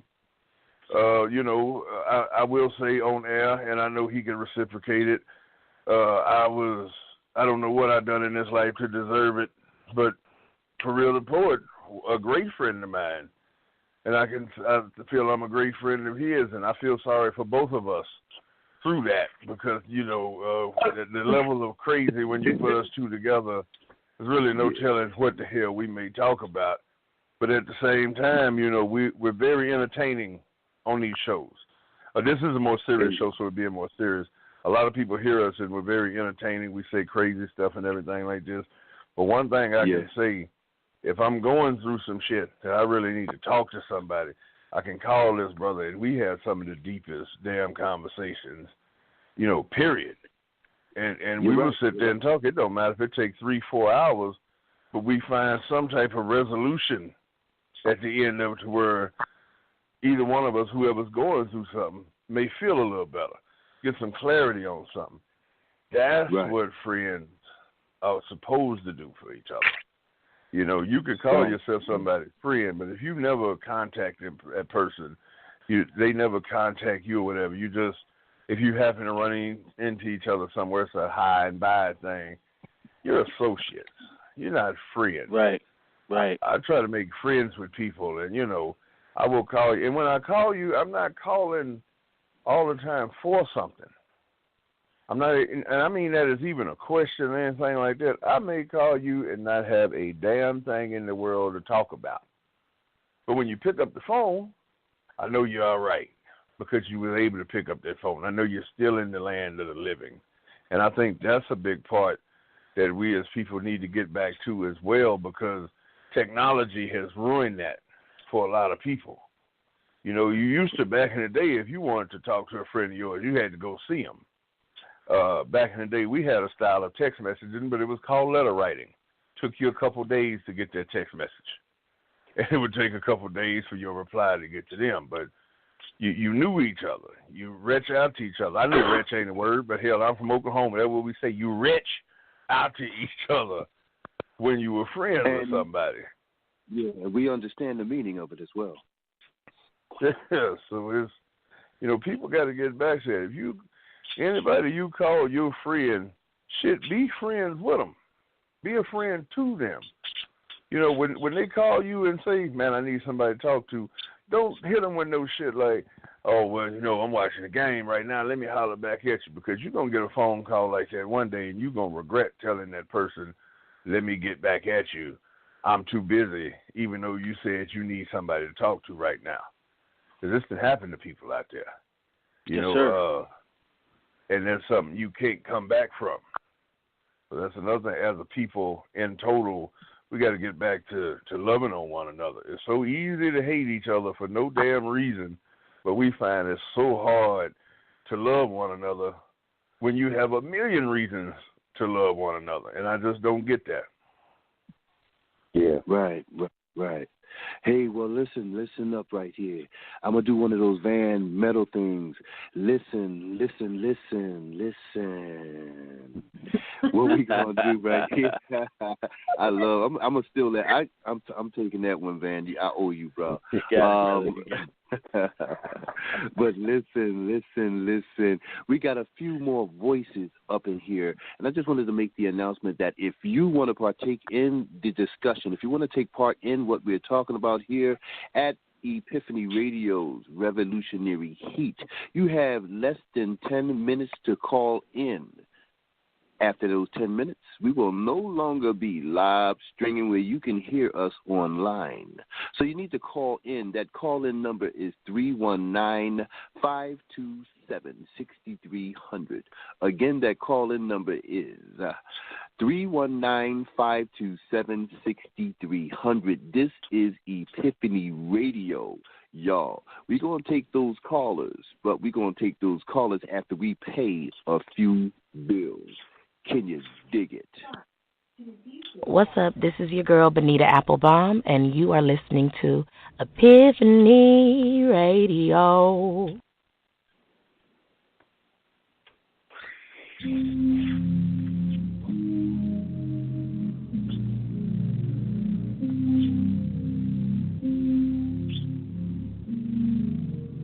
Epiphany Radio, the Forrealthepoet Network presents poetry in all different genres and formats. Sunday night is the Inspiration Factory with your host, Paul Sampson, a.k.a. Divine Inspiration, co-hosted by Van Meadows, a.k.a. Poetic, Chantel Archibald, a.k.a. Infinite Myasia, 9 p.m. And then on Monday nights, we have the Get Down with the Dirty Duo, Van Meadows and Akil Ali, the Just Us League. And guess what? The Epiphany guest poet host. Monday nights at 9 p.m. Tuesday nights at 9 p.m. we have the Hurt Locker coming at you with Murder, She Wrote, and Stan the Man Phillips. Poetry and pain. We call this poetic therapy, y'all. Tune in for the Hurt Locker. And then on Wednesday nights we have the Epiphany Radio Spotlight with your hosts Akil Ali, Lady Inkwell, and Mrs. Jones.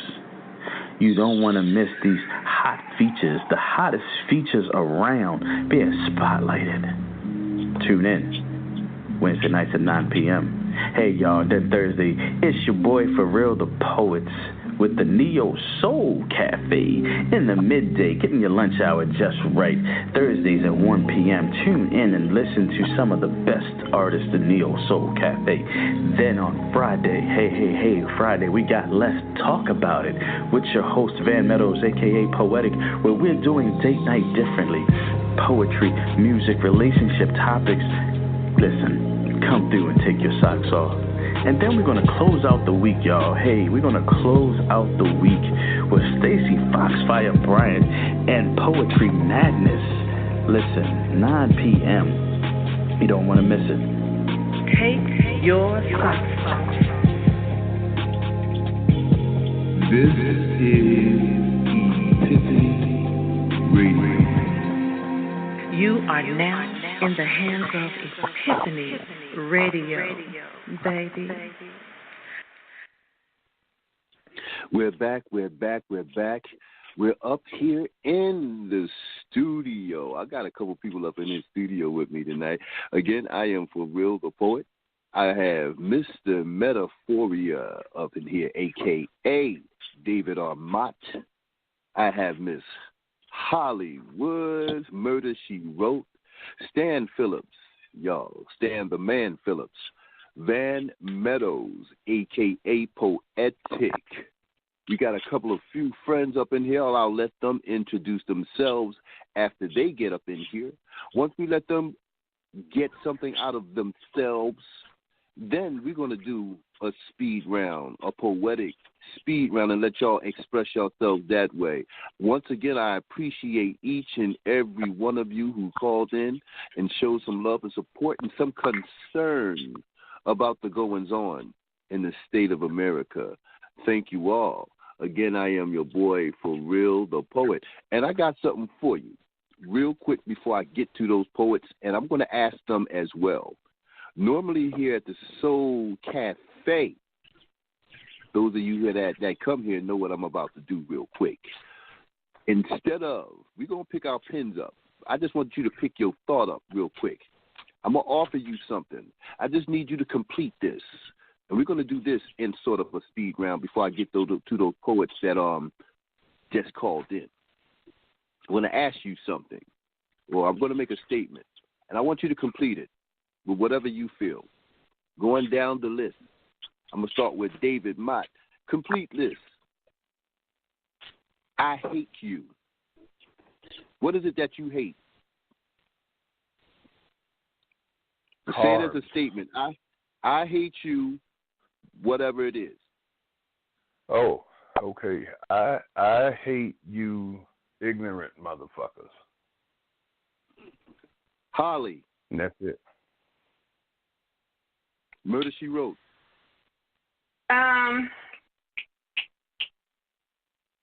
So mine. I hate. Say a few. Hate. Honestly, I hate hate. And I hate people that hate. Okay. Stanley. I hate you who see color. Nice. Van. I hate you absentee fathers who could raise your sons to be better men. Forreal the Poet. I hate you, racism and undivided people. We're going to open up the mic to my brother Stephen Peter. Stephen, welcome to the program. Just go. Just go. Yes, sir. Oh, okay. Brick walls. Everybody want to stand in front of them, but they brick walls. Don't you get it? We ain't moving forward. We're in front of brick walls, but they invisible. Well, matter of fact, I'm invisible. Listen to my voice. I'm not trying to be like nobody, but I speak in my poetic form. Maybe not prose. Maybe I'm not a pro. So what I'm speaking of, cultural issues, social issues, anything intertwined from the bottoms to the top of the mind. Think about that level. Where you at? You stuck in your own motherfucker behind. Ooh, I'm cursed. Damn, I'm on record. Ooh, tough subject. I'm on record. Everybody look in the mirror and say, I'm on record. Where you at? White, green, orange, blue, and I'm not going to say that. Because you follow me because I'm talking to you. And we can sit there and not play pool because I suck. And I can admit that I'm real and I don't need to duck. Because this is a speed round. And I come from the place uptown called the BX. Well, all we do is live and hope to get that next check. Hey. All right. Stephen, welcome to the program, man. I'm going to ask you what I just asked them. What is it that you hate? I hate no one. That was a good one. Did you say I hate no one? Exactly. That was a good one, bro. That was a good one. David Motte. We're here as family. I love y'all. Y'all the best. Y'all give me the opportunity to much love, bro. And I'm feeling and I appreciate it with all my heart. Hey, thank you, bro. Oh. Hey, listen.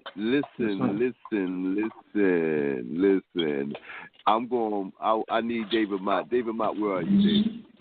I'm right here. Okay. Could you give my man Stephen Peter a summary of what we have been discussing? David Motte, co-host of the Revolutionary Heat. Could you give him a summary of what we've been discussing? Oh, somebody's stomach is growling. Yeah, man, we've been discussing, for one, self-accountability. We've been discussing how the hatred of each other based on skin color. We've discussed on how we have to start policing ourselves on black crime and versus white on black crime. We've even touched on the NFL with the boycott and all that. We've touched so much, but it's basically we're touching on how do we find a solution for all of these problems versus just creating more problems. Because right now what our people does, we create more problems than we do with finding solutions. So what's your take on that? To find myself or help others, I'll be in the middle of that. Because that's life's path. I'm not speaking metaphorically. I'm just speaking on the vibe that I live on when dealing with issues such as. So if I'm in the middle, I'm deciding day by day, whichever route or feeling that I have, am I going for me or I'm going for others? In my mind, because my background, I do community service, social work, things of that nature. I'm not a clinician, but I got a bachelor's degree from Lehman College. You know what I mean? So, I speak from a community standpoint.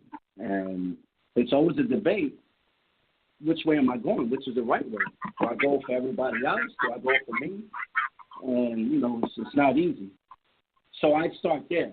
I start with the internal debate, introspection, looking at myself and see where I am before I can move forward. Because, that's tough. But I don't think we're all doing that. You know what I mean? I don't think everybody's looking at themselves and see what's their position. Because maybe they feel uncomfortable or don't have the knowledge to deal with these social issues that we speak so intellectually about. You feel what I'm saying? So, right. I'm just trying to stay at that point. And that's a safe point. You know what I mean? That's a safe point because before I move forward, I must understand something. Definitely feel you on that. Van, what you got for that, brother? Hey, man, I appreciate this, brother, man, on so many different levels for so many different reasons. But the main reason is because he's true to himself and he cares. He has a genuine heart. and the fact that he wants to be in the middle. He wants to be right there. He wants to be in the forefront.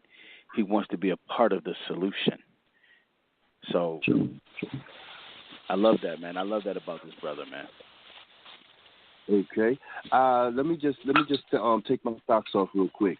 I want to just say the middle is a great place to be because you can get understanding from both sides. You can get understanding from both sides. And I repeated that. But at some point in time, there will be a decision that has to be made on which side you stand. Yes, sir. Yes. You know what I'm saying? Yes, yes. In all things. There comes a time when you have to decide to make a decision which direction you will move in. And there is a lot of us that always moves in the side of inclusion. They look around to see which side is gaining before they make a decision of what side they decide to stand on. Can you follow me? Is anybody following? No. I'm following you because you're right there calling what it is. I mean, we can flip it back. As my friend Chuck said, we can flip the pancake and also say, I'm fronting on myself. We're going to have to make a decision one way or another. So that's why I move slowly, because I think that's where everybody is. I will ask you, where you have to. Others or yourself? You have to observe. You have to observe the road ahead of you before you try to make a turn on the straight road. So that's beautiful. Yes, that's the logical thing to do. It's hard. That's hard, though. It's hard. Right. It's hard. I live that life. I pay my own bills in New York. Right. It is hard. It is hard. But patience plays a part in what you do. But sometimes you can't wait too long in things.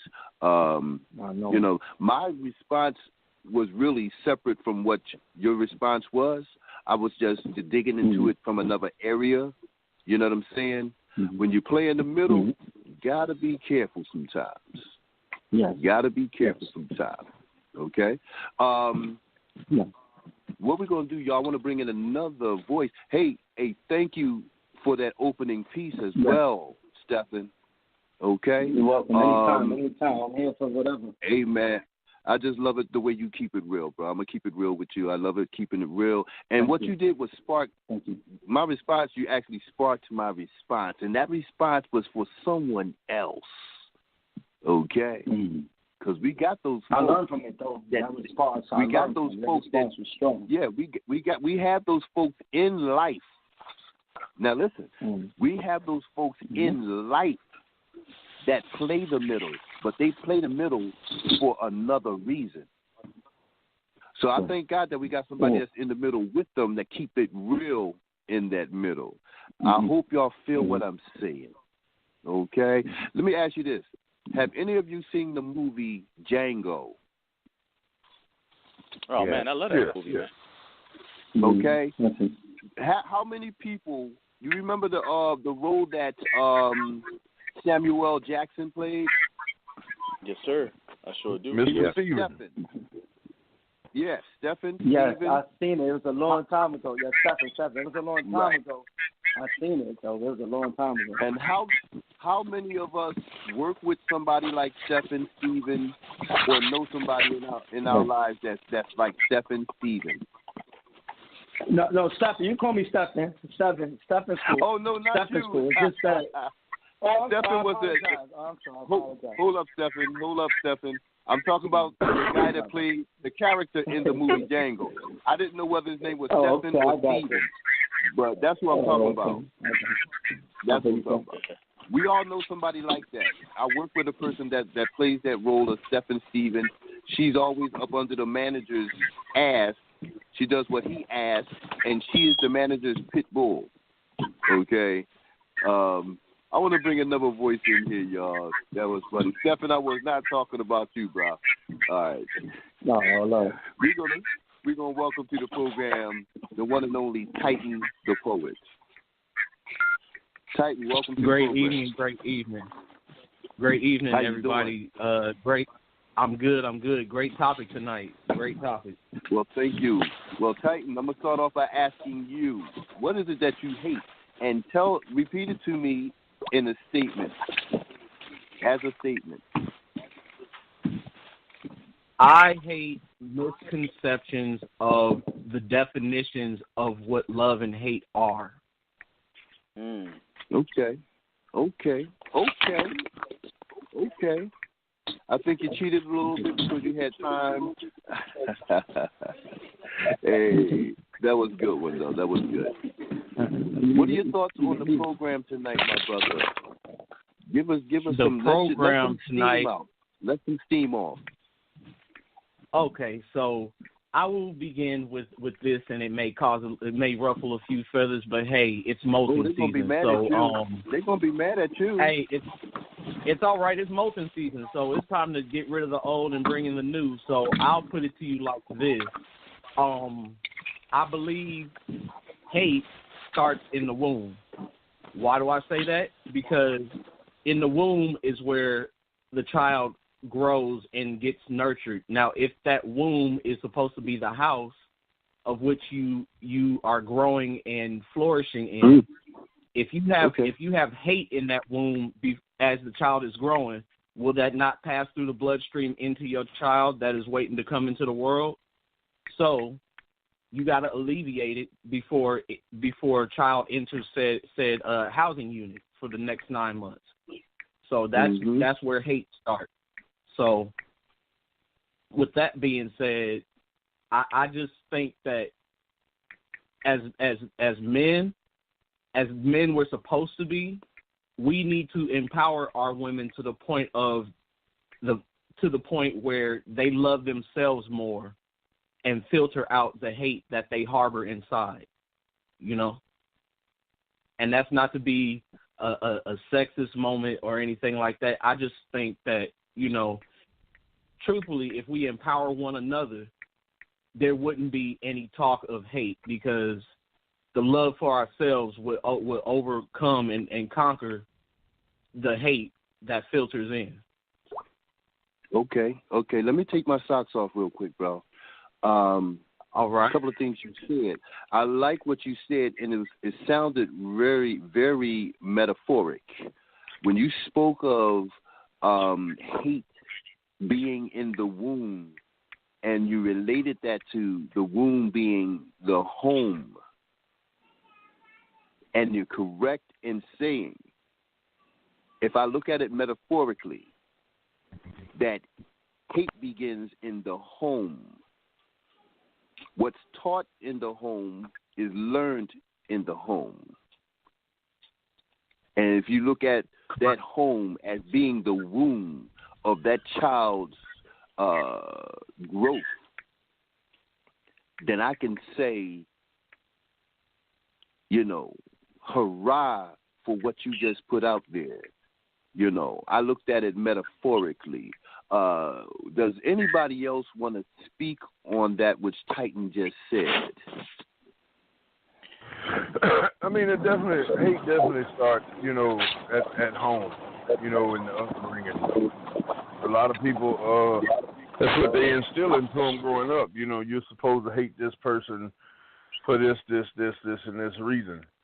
That, and like you say, metaphorically, you know, if the womb is the household, yeah, it does fit. Now, I don't believe that, you know, hate could be passed like through birth, you know, per se, through the bloodstream that way, but it is taught in the home. I mean, and it's not, you know, I'm not just saying hate is taught in white households, that hate is taught for black people, because hate is taught in black households as well for white people, and not in all of them, just like it's not in all white households. But when we come up and saying, you know, as white people that teach hate, they would say, you know, you can't have black friends, don't associate black people, you know, they're beneath you, all this.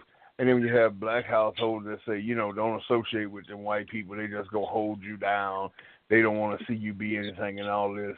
You're breeding resentment in these children for another skin color, because it's not a people, because there's still good people in all colors. So you're breeding resentment for skin color, and that's going to follow them for the rest of their lives, and then they'll end up teaching their kids the same way.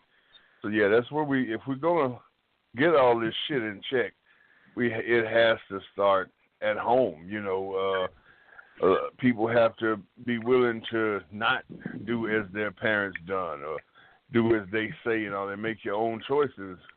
If we don't start breaking that cycle, we'll never get past this shit. Right. I agree. Is there anyone else?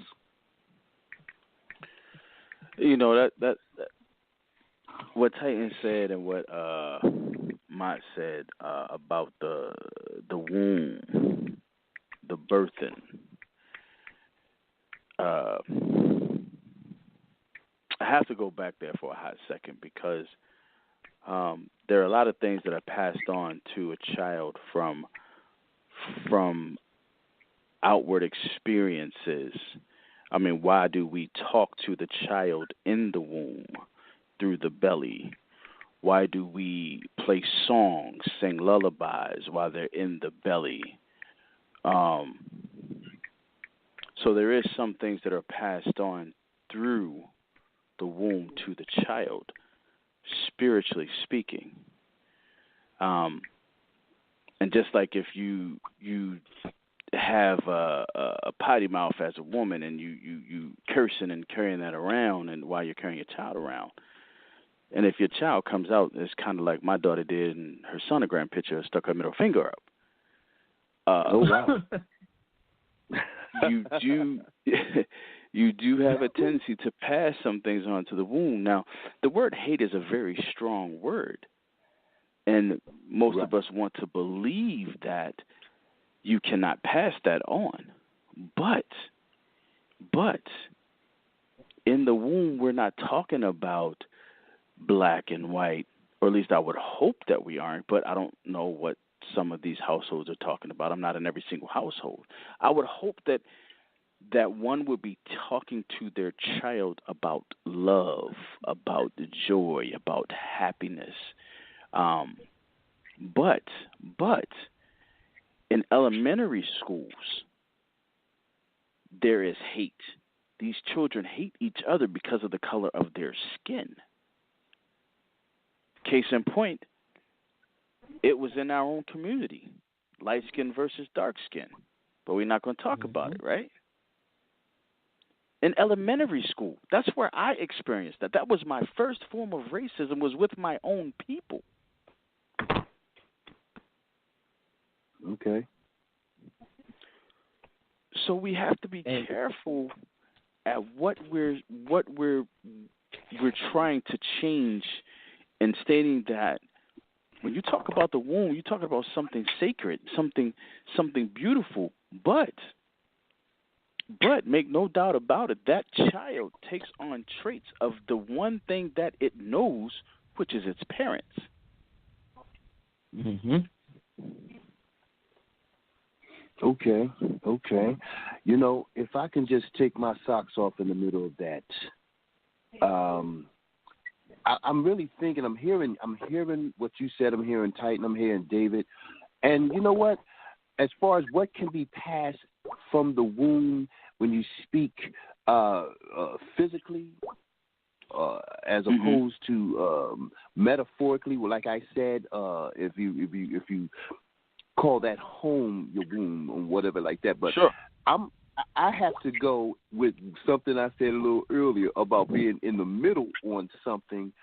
I really have to. I stand in the middle on that topic. I believe certain things are passed while in the womb, but I'm just stuck on the fence on that because I have seen some children of different races show the greatest amount of love to each other within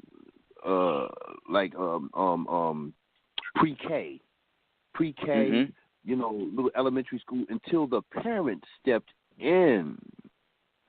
You can see pictures all over the place of a black boy, little boy, baby boy hugging a little white girl or a little black, whatever. You see a lot of pictures of that. I think it's so cute. You know what I'm saying? I've seen so many pictures of that and things like that. But I have also seen what you speak about, Van.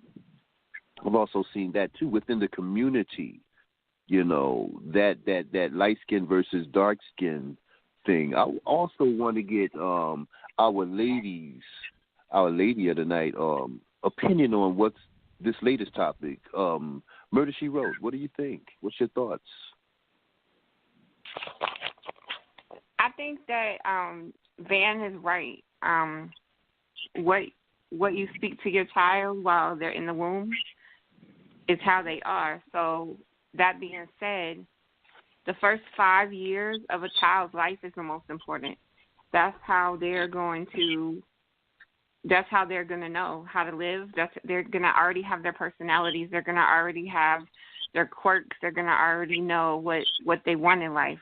So if you speak negatively to those kids in those first 5 years, especially moms being at home, so you're with your child, that's how you're gonna make your child. My grandmother used to tell me, after 5 years, you're done raising them, because you teach them every little thing they need to know. By the time they're 5 years old, they already have their morals. They already have you already know what kind of person they're going to be when they're 5 years old. Yes. So I agree with that. Well, when you plant that seed and you nourish that seed, you give that seed those good God-given nutrients. That's raising a good thing. Now, I have to take my socks off because, like you said, that's within the 5 years total. When you're giving that child, goodness, or whatever you're feeding that child within 5 years is how that child is going to come up. That's not the same as a child coming straight out of the womb hating. You understand what I'm saying? Absolutely. That's what I'm saying. Right. So that's why I said it goes a little further than that. That impulse could be there, but within that first 5 years, if you're giving the child whatever you're giving the child is how that child's going to come up, because you're giving it to that child from the root. So I appreciate everybody's take on that without anybody folding and like David Motte said, just agreeing with the next person. I want to open up Stephen. I had closed Stephen's mic just because there was some background noise, but Stephen, I'm going to give you a chance to give your dissertation on that. What's your take on that, Stephen? I'm out. Yeah, I'm outside. I can't really speak. Yeah, that's so cool, I'm just though. listening. That's cool. I respect that. What is your take on that? Yeah, I'm in the bus, so there's too many people. Oh, okay. I'm in the bus. Hello? Yeah, it's too crowded. Sorry. I got you, my brother. I'm just listening. Sorry. Okay, I got you, my brother. Let me do me a favor then. What you want to do is press 1 to take yourself off a cue, and then press 1 when you're able to talk. Yeah. Thank you. Press 1 again when you're able to talk. Okay. No problem, bro. No problem. All right. Okay. So what we're gonna do at this time here? I'm enjoying myself, you guys. If enjoy is a word that you can use. Oh, my man, Stanley, where are you? I'm right here. I know that's Holly typing again. That's Holly typing, isn't it? I know it is. Give yourself in. Turn yourself in, Holly. I know that was you. It was me. I knew it. Okay, just mute yourself if you're gonna mute your phone if you're gonna be typing, because I can hear you. I got you. He was typing like hell too. Tap tap tap tap tap tap. I'm good at this. I know those typers. Okay, Stanley. Yeah, we haven't heard from you in a minute. Stanley, talk to us. Come on, bring it. Take your socks off. Let me tell you straight up. I have seen you put babies together. And I mean little ones to 2 years old, to 3 years old, to 4 years old. And if the parents don't bother with them and they're just left to their own devices, they get along fine. That's the beautiful thing about a child. The whole world is brand new. But when it comes to skin, they are blessedly colorblind. And that's the truth. They are colorblind. Children are colorblind. It's not until adults get into their heads that they start seeing difference. Right. Hey, that was dope. You said it in a way where, yeah, and for that reason is why I say I had to stand on the fence on that, because I think that is agitated by outside forces. Because I've just seen so many cases of just kids of many colors just loving on each other, and it's so beautiful. It's like watching puppies play together, you know what I'm saying? And or kittens play together. It's so beautiful to see, the different races. If you put them in a room together, little babies, they're gonna play. They're gonna love on each other. That's not. But once the truth is, you see that with peer pressure too. There was a commercial that was out for a while where you see this black young kid in high school and this white young kid in high school talking about how they get along, they share this and that, and why can't people learn to get along? Yeah. And then as they're walking in with their lunches, they go two separate directions. Wow. Him to sit with his group and the other guy to sit with his. Here's a little interesting anecdote to this. Do you remember the movie Planet of the Apes, the original? Yes, sir. Sir. One of my greatest movies. One of my greatest. We're talking the 60s now, late 60s. This was the age of enlightenment. That we're supposed to have our shit coming together, right? Yes, sir. Here's a little fact. All those prosthetics they had to put on to look like a gorilla or an orangutan or a chimpanzee, they had to wear all damn day shooting. They could never take it off because it took too long to put it back on. So their meals and everything were still in full makeup. And here's the trippy thing. It didn't matter if it was Roddy McDowell or that English actor who was the number one orangutan or the guy that played the number one gorilla. It didn't matter. It didn't matter if it was an A-list actor or some guy that's only going to be there a few days before he gets shot or whatever. Without any direction from editors, producers, or anyone else, when they broke for lunch, orangutans went with the orangutans, chimps with chimps, gorillas with gorillas. Simply on what they saw.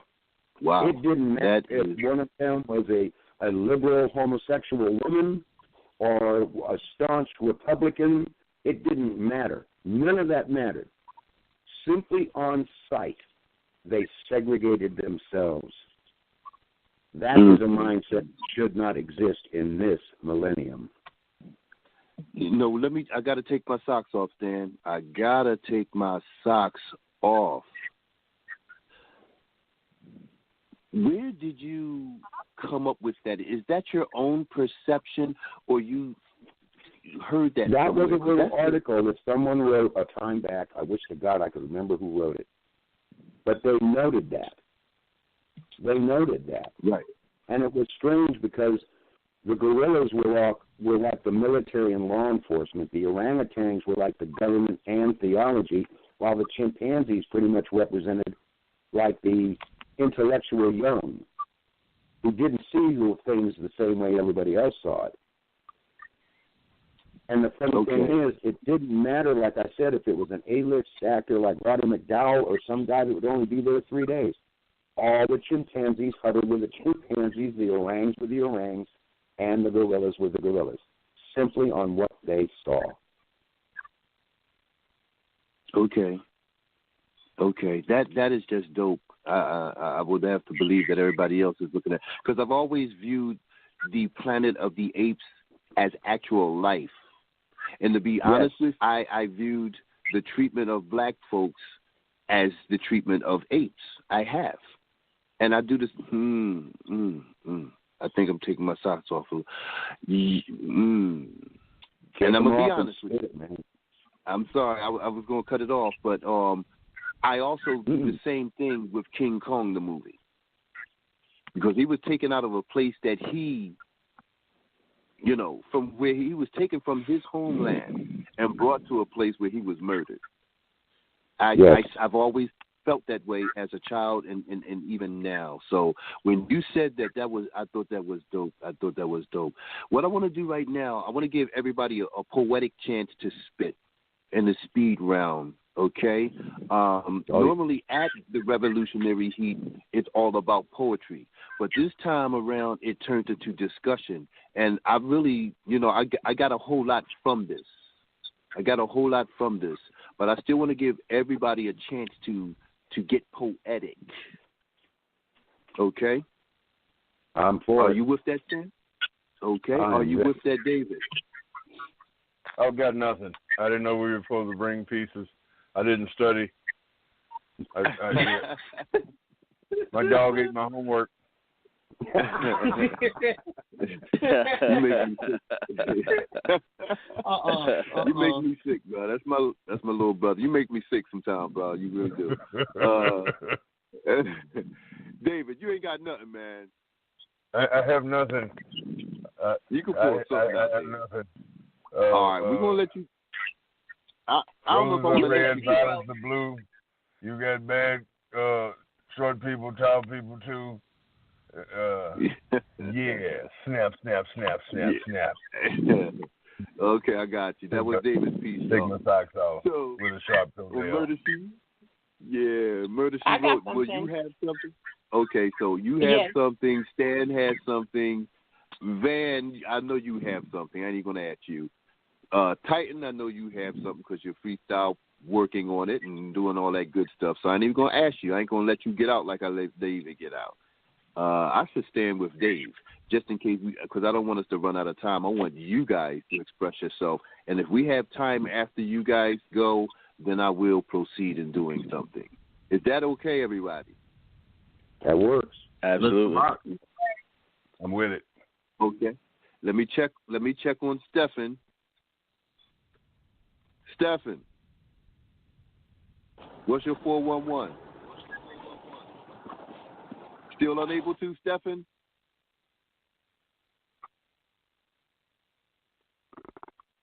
Okay, Stephen may be just listening in. All right. So we're going to go. It's going to be, all right, and David, you're sure? I'm positive. I'm listening in. I'm still here with you. That's fine. Okay, Holly, Stanley, Van, and Titan. Okay? Everybody got that, or should I just unmute you and let you go in? I'm going to unmute you. I got it. Okay. Yep. All right. Okay. All right. Well, Holly, the mic is yours. I see no color. How did it feel when they arrested you? Were you scared when you saw that white man in blue? How are you not supposed to react when you're only being arrested for being black? How does a flat tire equate to an arrest for assaulting a police officer? How do you get named a liar when you never spoke a word? Your silence is golden. Somehow it turns you into a criminal. I want to believe that we live in a human society where good equals good and bad equals evil, but that just isn't the case. When will we ever see that black does not automatically mean criminal and white does not automatically mean bigot? Not saying every cop is wrong, but when will they be held up to the same standards? Don't they put their pants on one leg at a time, or are they royalty? And they seem to find themselves in a bind. It seems the bad is way more than the good. I was raised to respect and obey, but where is the line? I still deserve my respect and my pride. How am I in turn trash because I do not see color? Why am I judged for the choice in a lover? I fell in love with his mind, body, and soul. His mahogany skin is just a plus. His love has taught me more lessons than not, ones of hardships and heartaches, but also of unconditional love, too. His love makes me stronger. Don't hate me for my ride or die mentality. Make no mistake, I will fight for him to the death. So it's probably smarter to treat him with respect so I can remain at my best. So today there will be no addressing him as boy. And let's be civil. There will be no hiding drugs and framing him. How do you condone such sin? This is not a poem condoning hate, because love outweighs hate at any rate. I'm just asking for equality and justice. If you demand his respect, then he should have yours too. Next time you decide to judge a book by its cover, think about how it feels to be hated just because you wear blue. In peace. Stan Phillips. Complex, shun. Taking some time for a moment's reflection. We've had a series of historic elections. Though it might cause some social contention, I think it's time for me to mention I've seen the rage and the frustration in most every generation, struggling with the same contemplation. Why is there so many complications between politics and corporations? Well, being of an older generation, while still in search of an explanation, tried transcendental meditation with a little herbal alteration, which totally fucked my concentration. But on coming down from that elevation, I happened upon a revelation, which I share with you now as consolation. You see, with a greed-driven determination and some Madison Avenue imagination, it's politicians and corporations who create and further these complications. Why? Why, to give rise to justifications for their bullshit rationalizations. With an assist in media manipulations, they aid and abet us in our self-segregation. How better to control the population of this nation? Until we, the people, come to the realization they offer little in true explanations and rely too damn much on their own fabrications. But hey, that's just this old madman's observation. Or is it? In peace, on to the next. Van Meadows, Am I Black Enough? Ode to Forrealthepoet. I'm so sick of trying to decide if I'm black enough. My skin color should be enough. Oh, I get it. 'Cause I'm light-skinned, I'm not legit. Well, let me tell you something. I've suffered the same oppression and everything. Am I black enough? Oh, it gets rough. Because I'm a lighter shade of the hue. Don't tell me you've been in my shoes, too. See, I had to be an outcast from my own race, feeling all out of place. Am I black enough? My name isn't McGruff. My crime dog looks at me differently because I fit the damn description. So stop asking me dumb questions. Where are you going? And it's not a suggestion. Am I black enough? Did you just call my bluff? I don't belong in your field or in your house because I tried. No, I didn't try calling you master, so you want to whip me faster. Try that shit if you want to. I'll show you what black can do. Am I black enough? Here's your stuff. Portable toilets to carry around your bullshit. Because your filtration system is all backed up and I quit. I quit running the master to rat out my own kind.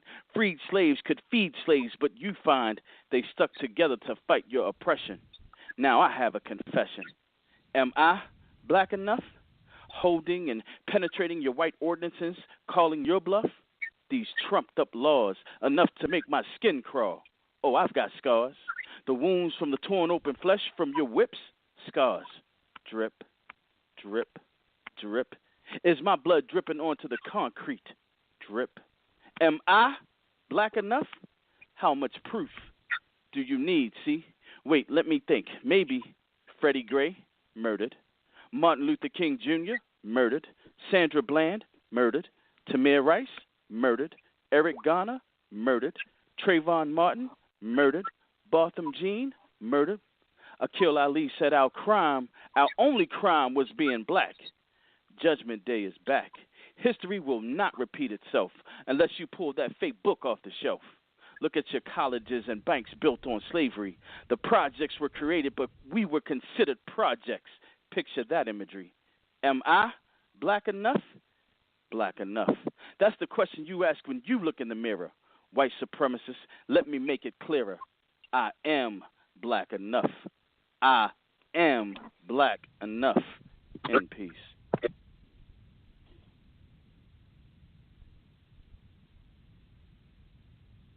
Titan the Poetic Chef. Titan the Poetic Chef. See, I wish I could go back to the days before I was born just to hear Richard Pryor talk about super nigga. See, right now, super nigga was flying high. He'd look down here and say, would you look at that? A whole crowd of them for me to save. But see, it's not so funny now that I actually live in those days and there's no hero to save us all because all we see is color. I wish I could go back to the days when TV was in black and white, but there was still no color, so it is what it is. See, we raise our kids to be better than we were, but still we let them drown in the days that we neglected. All I want is a better tomorrow. I want to be able to see the sunshine without thoughts of chemtrails and fairy tales of we all can live happily ever after. See, happily ever after comes at a cost, but nobody's willing to pay the price. So we allow our kids to continue to walk hand in hand, frolicking through the killing fields, splattered on walls with the blood of those that came before them, but they don't tell the story vividly enough. So we continue to splatter wall after wall, wall after wall. And while there's those in hierarchy wishing that he could build a wall, can we just tear some down and build up some places where our kids can call home, where they don't have to worry about I'm too black or I'm not black enough? See, I think enough is enough, and it's time for a change, but when will the change make sense? We can walk around with our pockets full, but it still doesn't make sense. All I know is that the change is still going to come, but you may not like the end results, and that's at peace. Am I black enough? Am I black enough? Am I black enough? Am I black enough to walk these streets in all my blackness without being contested in my blackness or being accosted by blackness? Black on black blackness, harassed by my own blackness. It's either that or I'm being accused by the black and blue due to my blackness. I'm black enough. So it seems that I'm black enough. So it seems that in my blackness that I'm black enough to get arrested. Black enough for them handcuffs. See, I'm black enough. See, I'm black enough to be stopped on the spot and ain't no questioning the fact that I'm black enough to be shot with my hands up. I'm black enough. While they murder us. Murder us, it's murderous and it's on cameras and I've had enough. I'm black enough. I'm black enough to be tried and judged without a trial. Black enough. I'm black enough where the judge can afford to look the other way. I'm black just enough where the crimes against me is just hearsay. My black mother's tears unheard, my pain unfounded but just right for American justice. I'm black, so I'm born like this. Black treated like shit. I'm black, so I fit the criteria like a slip knot. And so I'm left with this judgment, and I'm black enough. I guess I'm just blessed to see a courtroom in the judge, because I could have been marked by some chalk yellow outlining in the street, blood leaving out of my black enoughness, leaking black enoughness. I could have my breath squeezed out of my chest, marked for death for selling loose cigarettes. I could be maimed or scarred or shot for wearing a hoodie or for pulling out a candy bar. I can't breathe in my blackness. I can't breathe in my blackness. I'm black like this. I was born like this. I'm the darkest blue black in my blackness. I'm purple. Did I mention that this is Forrealthepoet, blacklisted, and I'm riding on a spiritual rainbow over lands crooked and hollow in my blackness, over egotistical mentals, governmentals possessed by the shallow. I'm riding the spiritual rainbow over a land divided by division, catapulting high above tainted religion and corrupt. I'm in my blackness. I'm the blackest. I'm the holder of the blackest ass that you can kiss in this business. You treat dogs and foreign citizenships with love, but my blackness, fuck this government and every police department. I'm praying and spreading love and band-aids for those who take part in this. those that look like me that share the same blackness.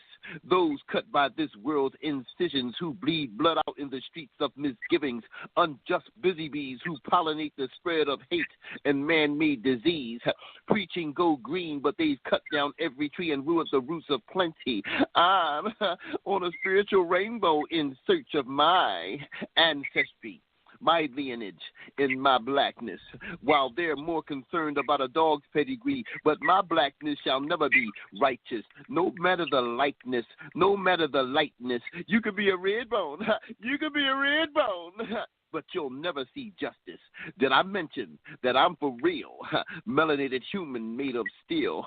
I wear a cape laced with faith, and I'm able to walk over water when I take my socks off.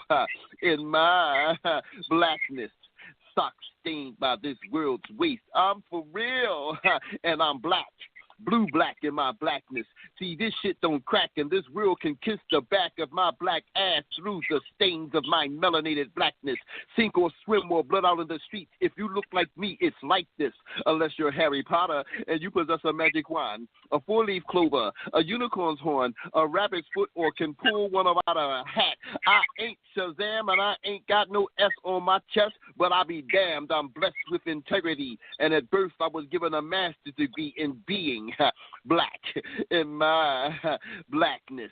Blacklisted, blackballed, black males, black jacks, black stout, black-eyed peas, and black jelly beans on Black Friday. So, did I mention that this is for real?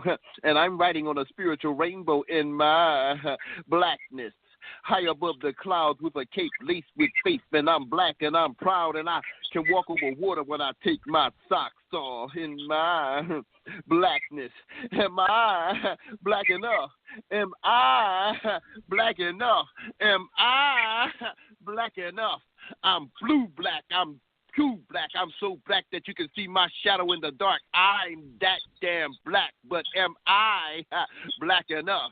Will I ever be black enough? When will I be black enough? God created me black, sure enough, but it seems that I won't be black enough until my black ass is in a casket. Lights out, covered in blackness, exterminated like roaches, left for dead by killers with badges. Blackness. Black as ashes. I be black enough. I'm black enough, but I'll never be black enough. I'll never be black enough until I'm dropped in that basket. I'm black enough to see from shining seas of prejudice. I'm black enough, but when will I ever be black enough for justice? Black enough. Thank you, thank you, thank you. Thank you, thank you, thank you. This is the Epiphany Radio Revolutionary Heat. I'm your boy, Forrealthepoet, David Motte, Holly Murder, She Wrote. I'm Stanley Phillips.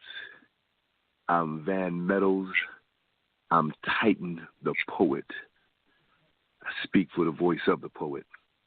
We are Epiphany Radio, and that's that piece. Dig it. David Motte.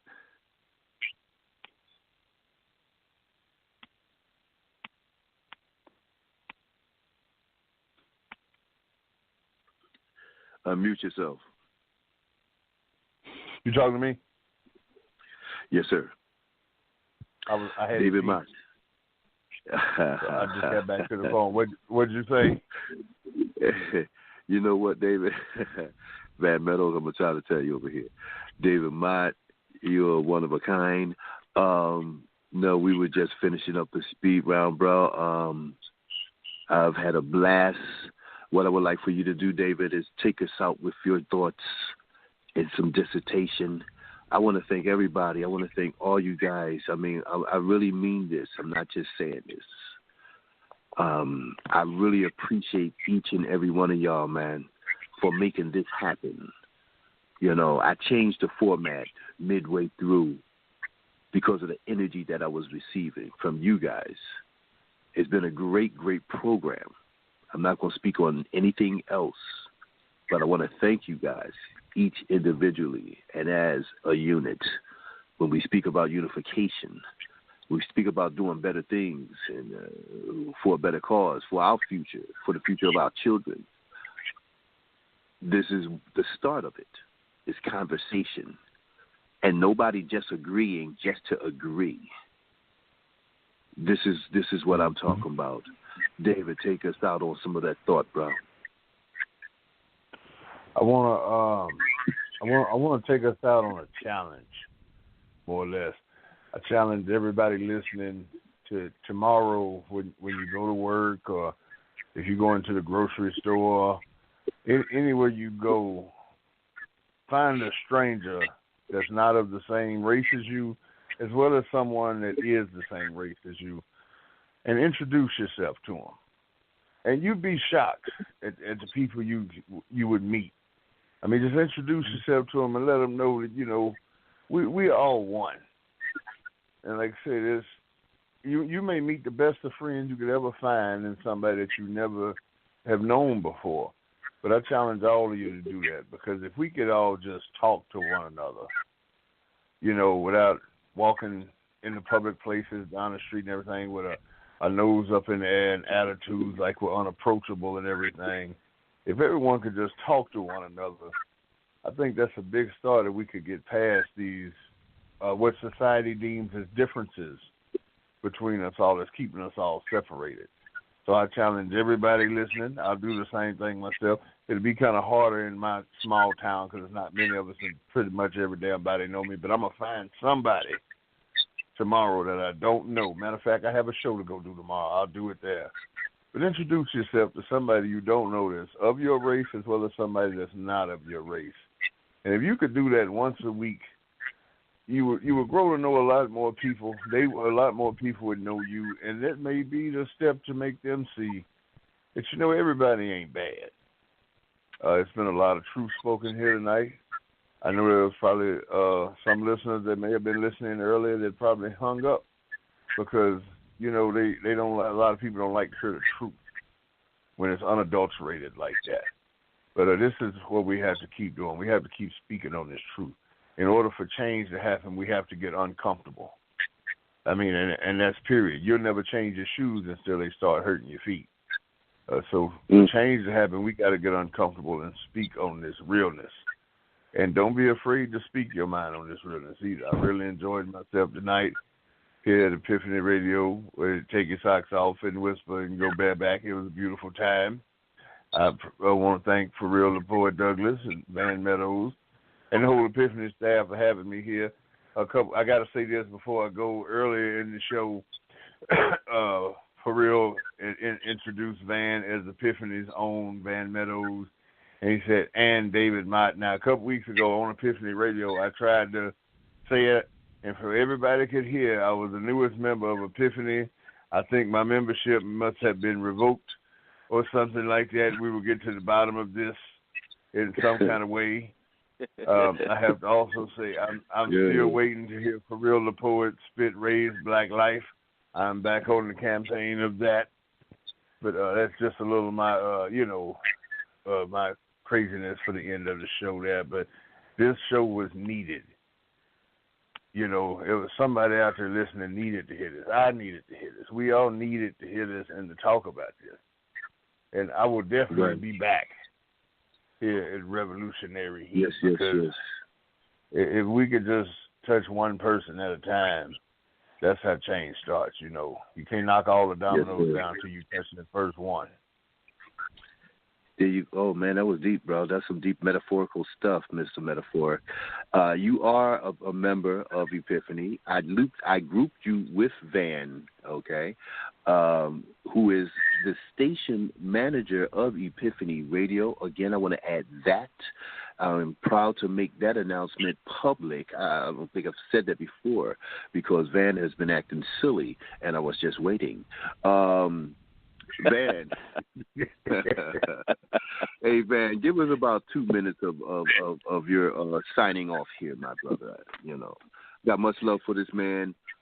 He does great work. He's been working his ass off for the company. Just give us a few minutes, man, and we're gonna get up out of here, right? Absolutely, absolutely. Thank you guys for tuning in tonight. As Mr. Metaphoria said, that this show was definitely needed. It was necessary. To those that logged off because they don't like the truth, that's your fault. Tomorrow night here on Epiphany Radio, we'll be doing Let's Talk About It, 9 p.m. Same station ID, same web address. Tune in. Talking about what is that energy between the kiss before your lips actually lock. So tune in. We should be having a good time. And then Saturday, we should be having Poetry Madness, the crazy side of your pen, with Stacey Foxfire Bryant, 9 p.m. Sunday night, join us on the Inspiration Factory, Paul Sampson, Chantel Archibald, and yours truly, where we're doing the Inspiration Factory, looking at poetry and uplifting and edifying from a kingdom perspective. You know, so come through and let's enjoy ourselves. And then Monday night, y'all, is the Get Down. Listen, after you're done praising the Most High, come through the Get Down on Monday with me, Van Meadows, and J. Rob, the Wise Son, hosting, and our guest Epiphany Poet host will be none other than CEO Forrealthepoet. Looking forward to that show, y'all.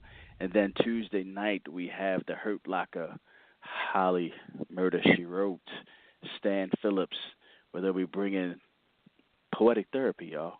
It's time. Aren't you tired of holding back some stuff? Tune in Tuesday nights and get your therapy. And then Wednesday night with the Kill Ali, Lady Inkwell, and Thelma Webb, Sexy Sag, it is the Epiphany Radio Spotlight, where they're bringing the hottest artists in the game, poetry, music, rap, comedy. Just tune in and enjoy yourself.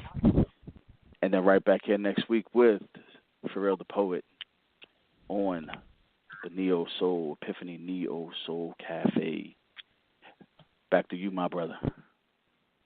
Hey, man, you're a commercial dude, bro. You're a commercial dude. Hey, once again, I don't know. David, see, Van being the station manager, he had all the control in whether you were a full member or not. You have to talk with Van about that. Well, that means I'm going to go to the Inspiration Factor Sunday, and I'm just going to cuss. My mic open. Hey, Van, it's now your problem, Van. That's all right. No, but David, I'll handle you it. already know, Dave. Dave, you already know, man. My little brother, I gotta let you in. By the blood. And thank you for co-hosting with me tonight, man. You did a fantastic job, man. You already know, David. You've been on you didn't host 4 or 5 different shows over here already. So that should be no question. But ladies and gentlemen, I want to also thank Stan, the man Phillips, my other brother, great host over here at Epiphany Radio. Holly Murder, She Wrote. I want to thank Titan. I want to thank Stephen Peters for coming out. If there's anybody I forgot, I love you. Got much love for you. I want to thank everybody for taking their socks off and taking their time to come here. And after the show, stop on by Wolf Hours on Black Hole Radio, which begins at 10 o'clock p.m., hosted by Chester Mouthpiece, Pinky Toes, I forgot the child's name, and David Motte. Tonight Angela, it will be Erica Bryant will be there hosting tonight. I won't be there tonight. Okay, and Angela Sun Toucher Patterson. So them some love over there at Wolf Hours on Black Hole Radio. My boy Forrest Muhammad, CEO.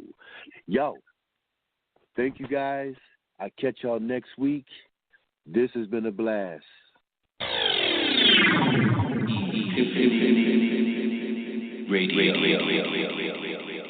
They know who we be.